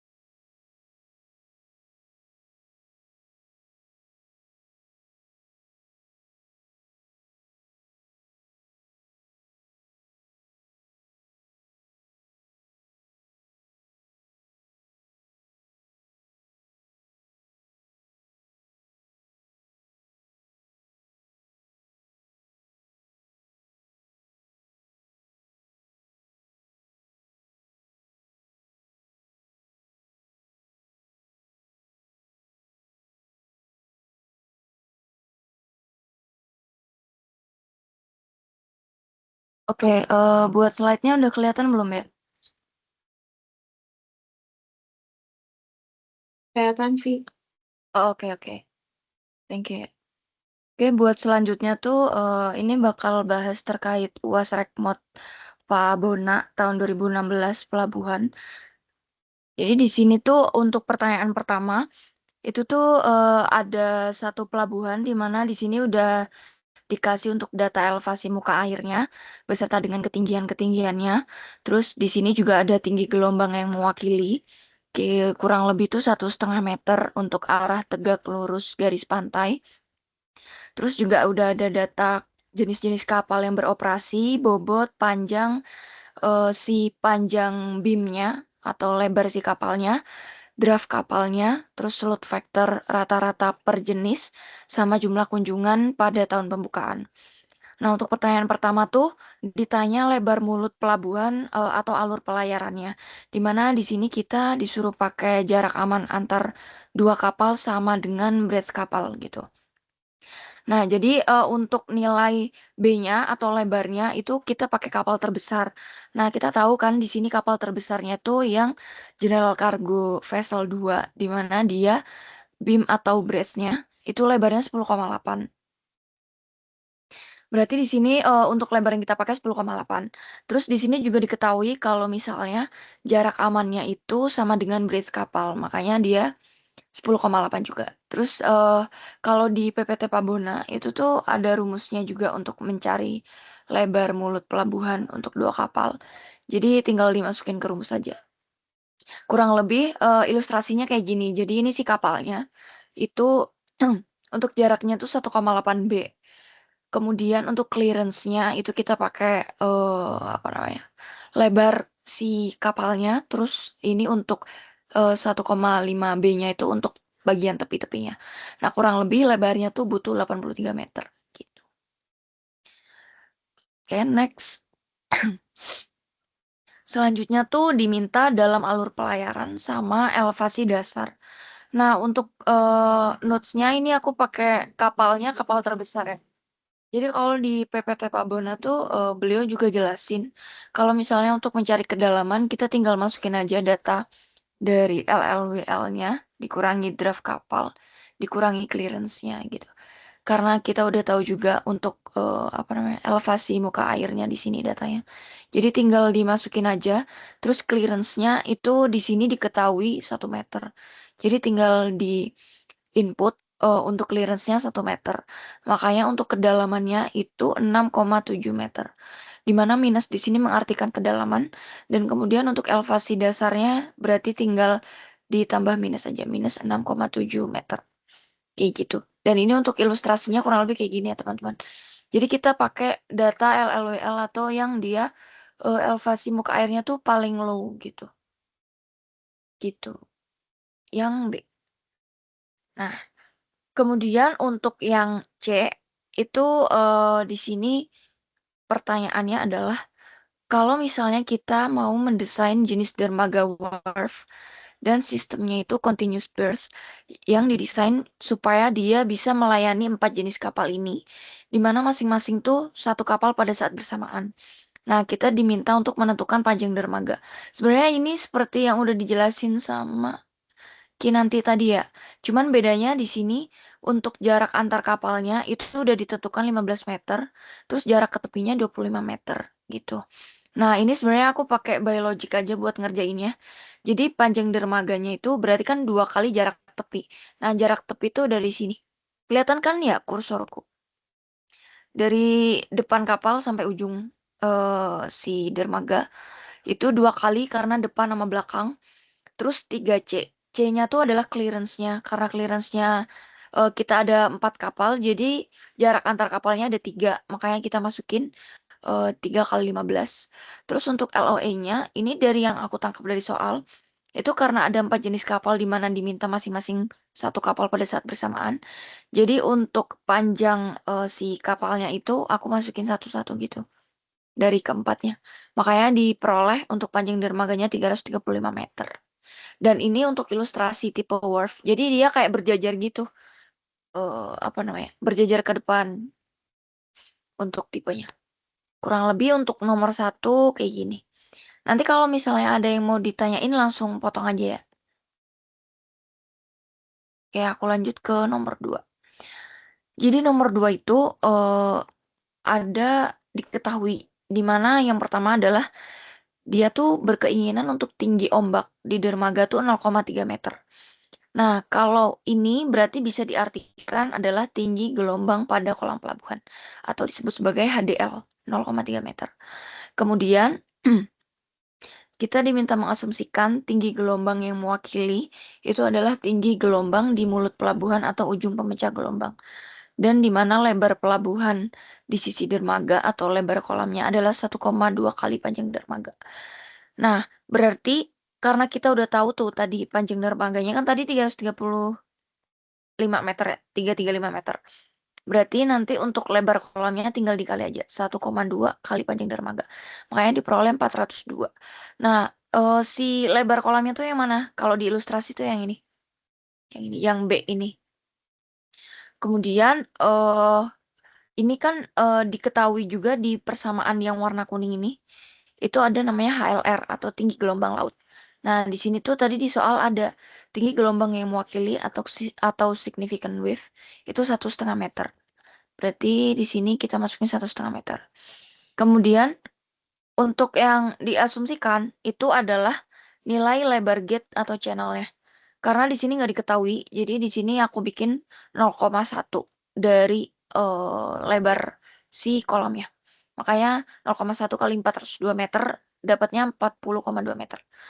Kemudian kita coba untuk bikin rasio reduksi gelombang, yaitu HDL per HLR. Nah, berarti 40,2 dibagi 402. Makanya dapatnya 0,2. Ya benar. Kayak gitu. Kemudian kita coba masukkan ke persamaan yang ada di highlight kuning ini. Apa sih yang mau kita cari? Kalau dari yang interpretasi aku dari soal A, itu tuh sebenarnya kita disuruh nyari panjang mendatar pemecah gelombang atau L ini. Jadi aku mengasumsikannya sebenarnya nyari panjang kolam gitu. Makanya nanti di solve aja kalau nggak boleh pakai Excel, pakai kalkulator. Itu biasanya bisa. Tinggal dimasukin ke persamaan yang ini. Nah, nanti kita masukin 0,2 HDL per HLR-nya akar 40,2 bagi 402 masukin. Terus B per B besarnya itu kita udah tahu.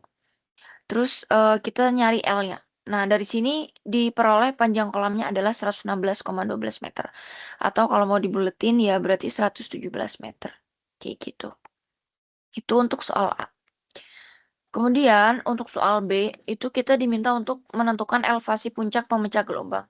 Nah, kalau di PPT Pabona itu tuh untuk menentukan elevasi puncak itu 1,2 sampai 1,25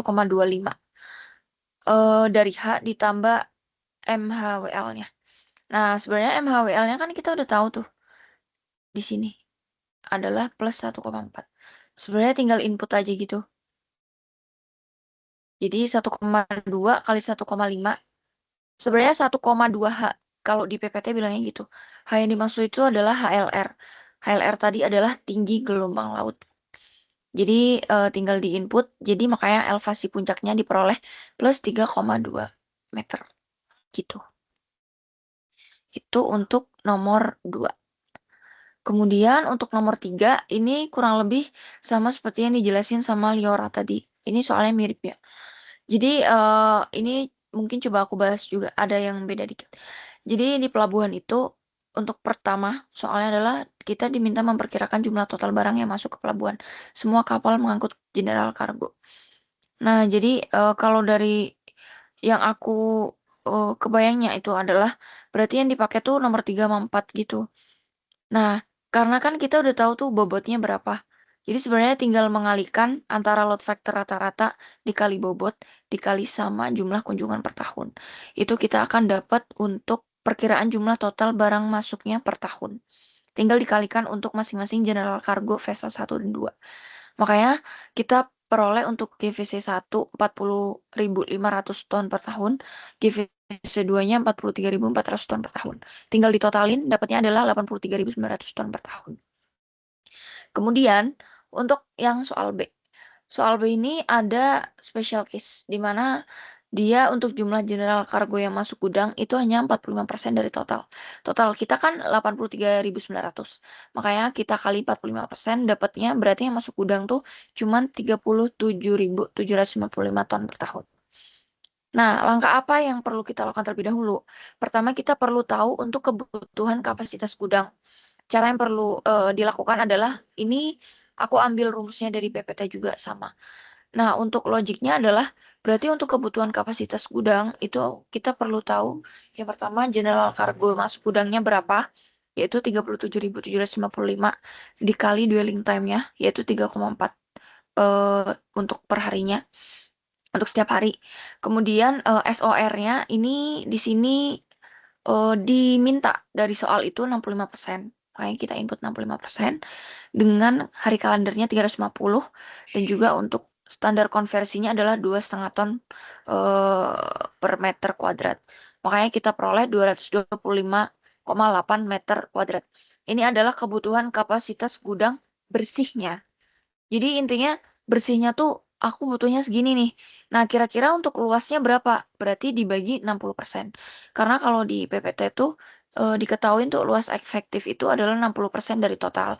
Nah, karena kita yang diminta adalah luas gudang konvensional, jadi aku kebayangnya tuh sebenarnya luas gudang totalnya, yaitu include perintilannya juga gitu.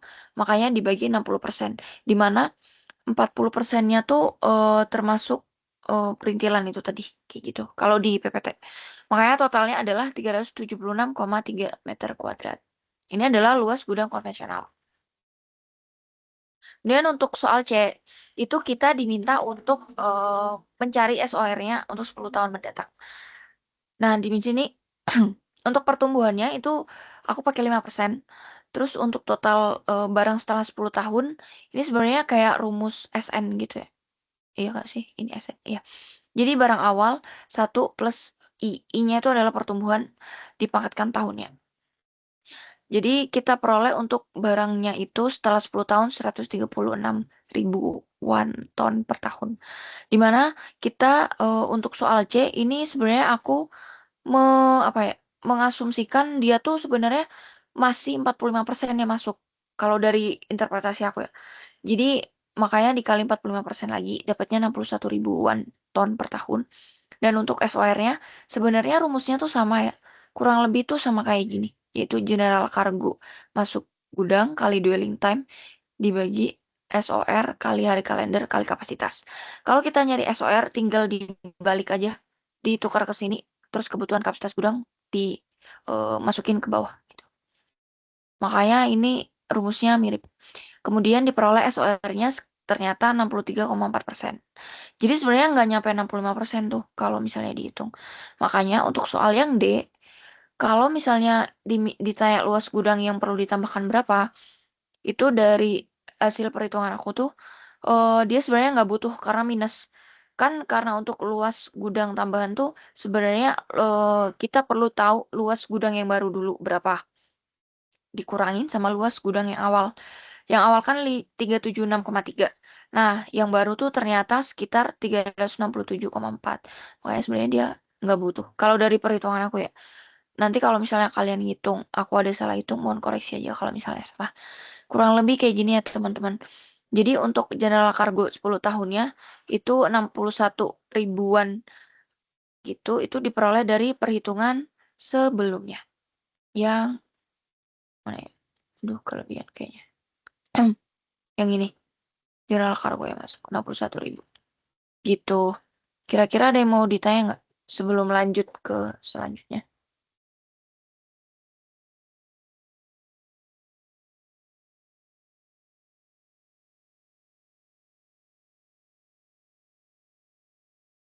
Oke, kalau nggak ada lanjut dulu ya.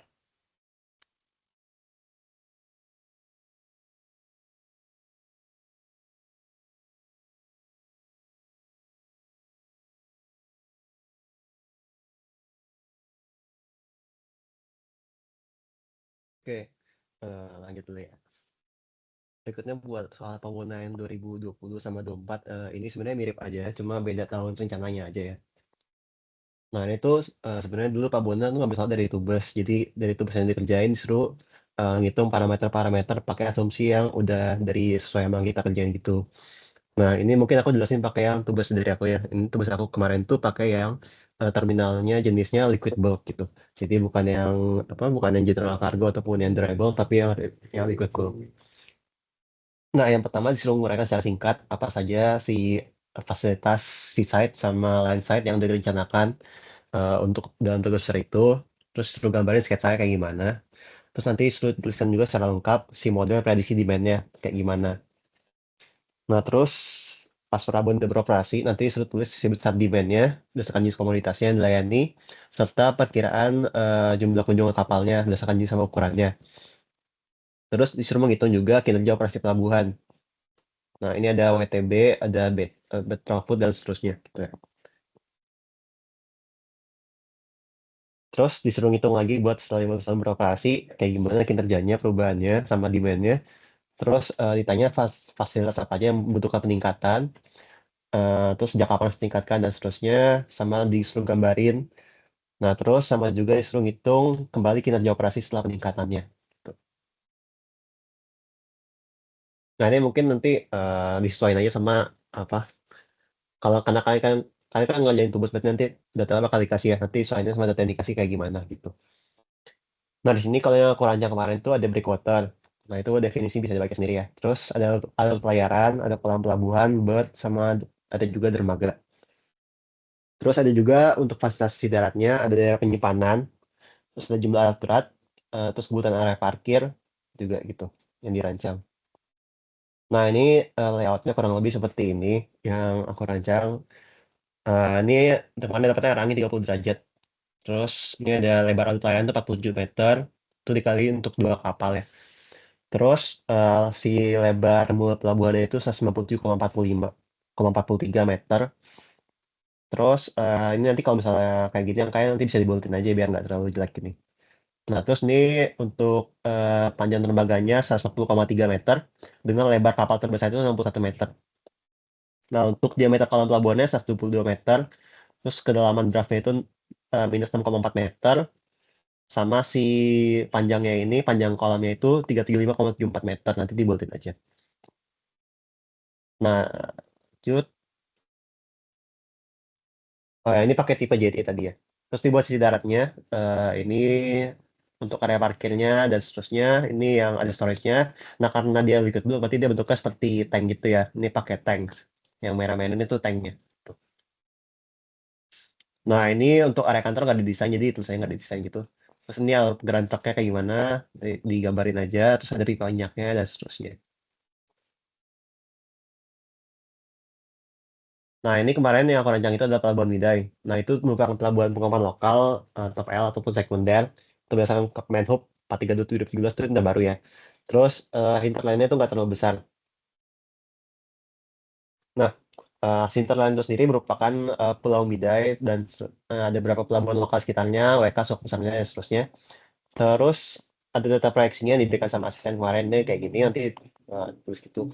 Terus nah kita kalau waktu itu aku pakainya metode regresi yang pakai stepwise 2. Nah, ini nanti kan kalian pasti belum ngerti kan. Nanti kalau misalnya mau lebih lanjut lagi bisa ambil namanya matkul Motran semester depan, dan transportasinya. Nah, ini pokoknya nanti kalau misalnya udah pakai kayak gini nanti bisa dapat persamaan regresi itu kayak gini. Nah, dia tuh yang kita proyeksi adalah si parameter-parameter ini. Tuh. Nanti kita masukin ke dalam persamaannya. Jadi misalnya untuk tahun 2020 itu berapa nilai X5-nya. Nah, itu nanti traffic ini berarti nanti dapatnya pakai persamaan ini gitu, masukin X5-nya aja. Dan seterusnya. Nah, kita dengan demikian bisa dapat demand 2024 tuh kita di sini aku pakainya moderat. Moderat tuh artinya tengah-tengah ya. Jadi bukan yang pesimis, bukan yang optimis gitu. Jadi ini sedang-sedang aja gitu. Asumsi pakai yang tengah untuk demand-nya. Untuk traffic ini dapat 40.000 ton, traffic auto 35.000 ton. Nah, ini untuk nomor 2A itu kan disuruh ngitung tuh kinerja operasionalnya. Nah, nanti dihitung dulu sih tadi demand-nya berapa, traffic in, traffic out-nya, terus asumsi load factor 0,8 ya. Kalau pakai asumsi lain juga boleh, tapi yang penting ada dasarnya. Nah, itu aku pakai 2 jenis kapal. Yang pertama itu kapal minyak kecil itu 700 ton, terus kapal minyak besar yang 1000 ton. Nah, nanti aku pakai solver pada Excel, nanti dapat hasil optimasinya itu eh, kapal minyak kecil 73, kapal minyak besar 02. Untuk traffic data juga dicari pakai software. Nah, nanti yang jadi main fokus di sini adalah yang perlu kalian pahami adalah cara menghitung total kapasitasnya itu. Nah, itu adalah kapasitas kapal dikalikan dengan load factor dikalikan dengan jumlah kapalnya. Tuh. Jadi pakai data yang tadi langsung aja dihitung, nanti dapat sekian sekian sekian. Nah, pokoknya si total kapasitasnya ini harus lebih besar dari si demand-nya, yaitu yang trafficking sama traffic tadi, berapa itu demand-nya. Nah, kalau udah lebih besar berarti dia oke.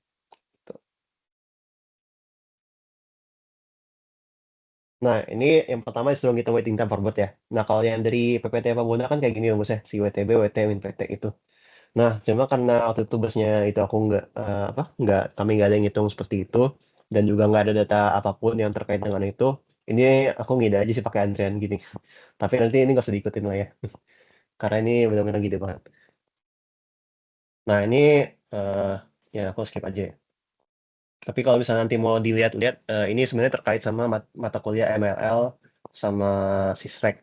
SISREK sekarang namanya matematika keputusan ya. Itulah.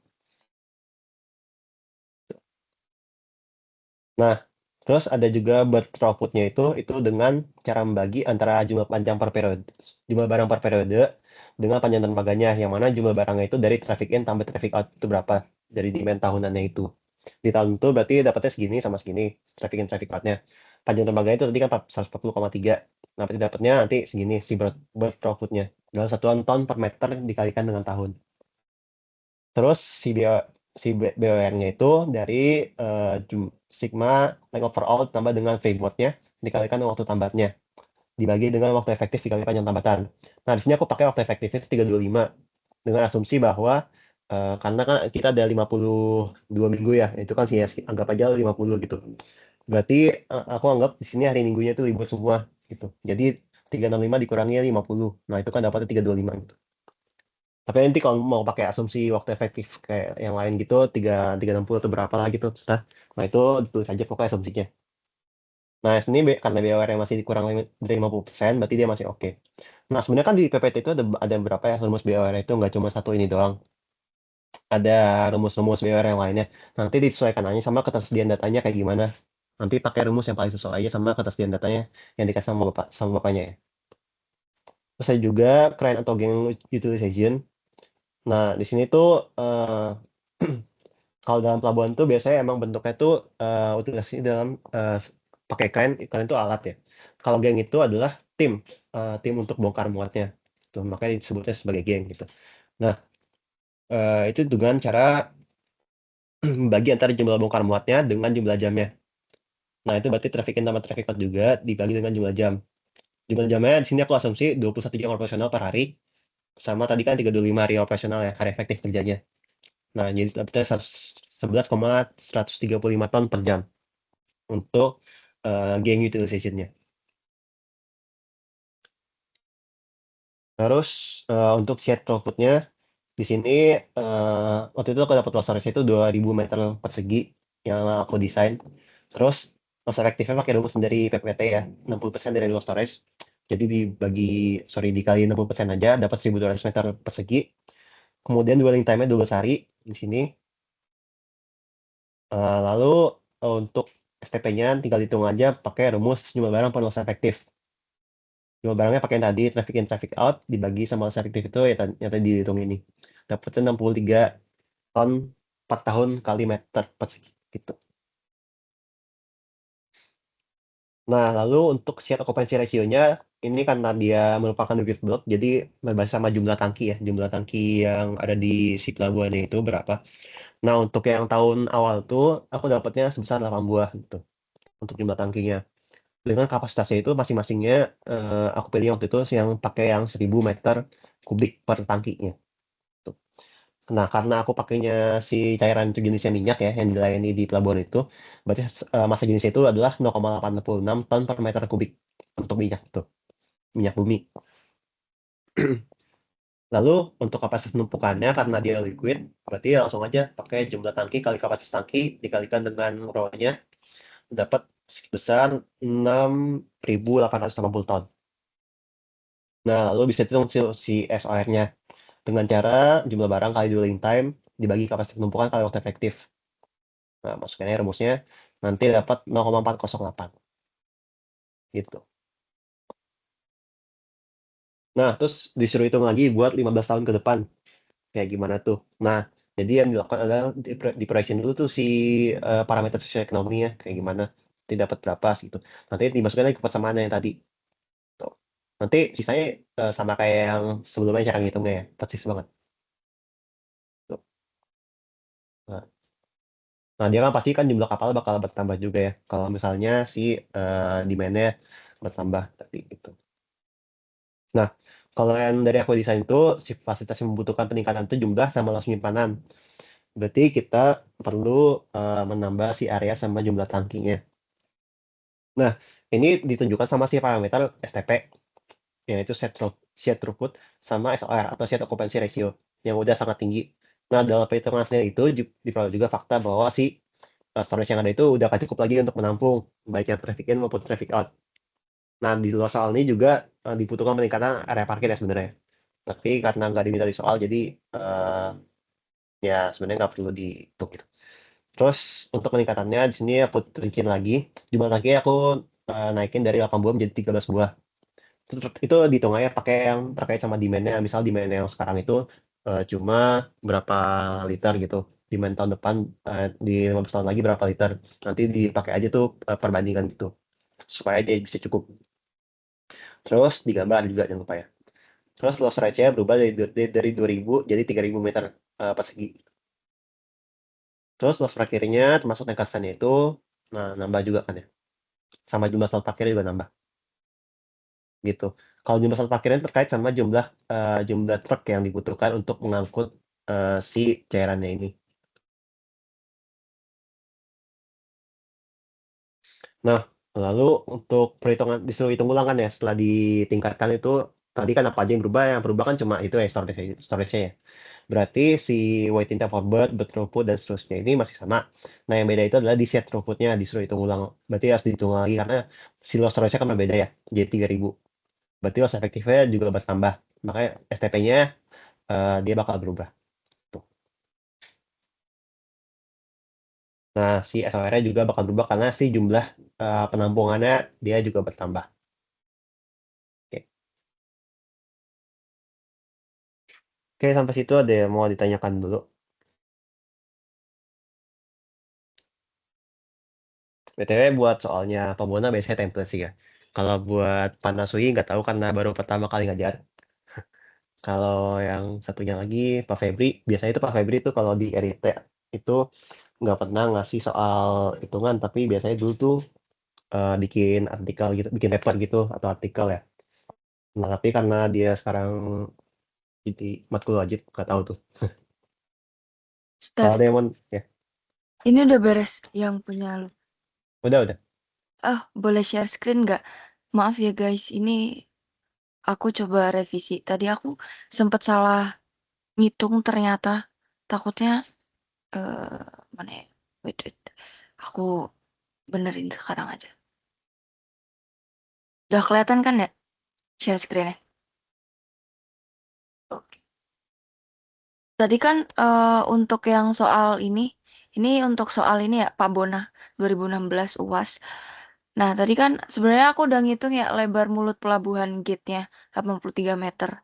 Nah tadi tuh aku maaf salah udah nggak fokus. Jadi harusnya yang di sini untuk dimasukin ke persamaan ini panjang mendatar pemecah gelombang itu tuh B atau lebar gate channelnya harusnya dimasukin tuh 83 bukan mengasumsikan lagi gitu. Jadi nanti kita dapatnya untuk si panjang mendatar pemecah gelombang atau L-nya itu kurang lebih 1787,52 meter. Kalau dari ini ya, si persamaannya gitu. Jadi tadi yang direvisi tuh bagian B-nya ya, yaitu bagian lebar gate atau channelnya. Jadi yang nomor 2 ini didapat dari perhitungan nomor 1A gitu. Oke, itu aja revisinya. Sok lanjutin Steph tadi ngomong apa? Ya, ada yang mau nanya dulu? Nah, ini emang banyak banget sih bahannya.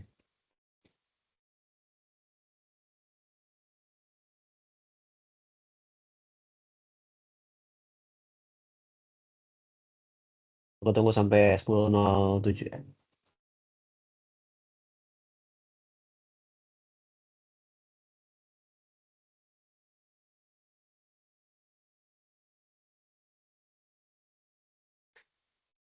Oke. Oke. Nah, tadi mungkin yang rel tuh yang enggak ya. Oh ya, boleh. Lihat dulu. Oh iya, masih mau nanya aja sih. Tadi kan eh, dibilang kalau misalnya Pak Febri itu kan kalau RIT biasanya kan ini ya, bikin paper atau apa sebagainya itu nggak ada contoh soalnya gitu. Oh, bikin paper itu biasanya tekom gitu. Jadi disuruh bikin Oh, artikel yang terkait sama pelabuhan gitu. oh ya udah deh. Mungkin. Oke. Ya, tadi BTW yang si rel tuh kami nggak bahas yang tentang geometrik ya. Karena itu kan udah sering dibahas juga di apa namanya? Di Fleckjal.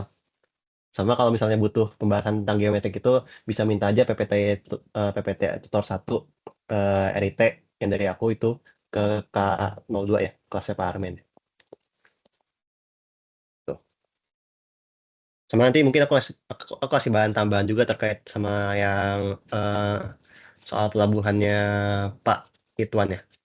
Nanti aku kasih juga dari yang tahun lalu.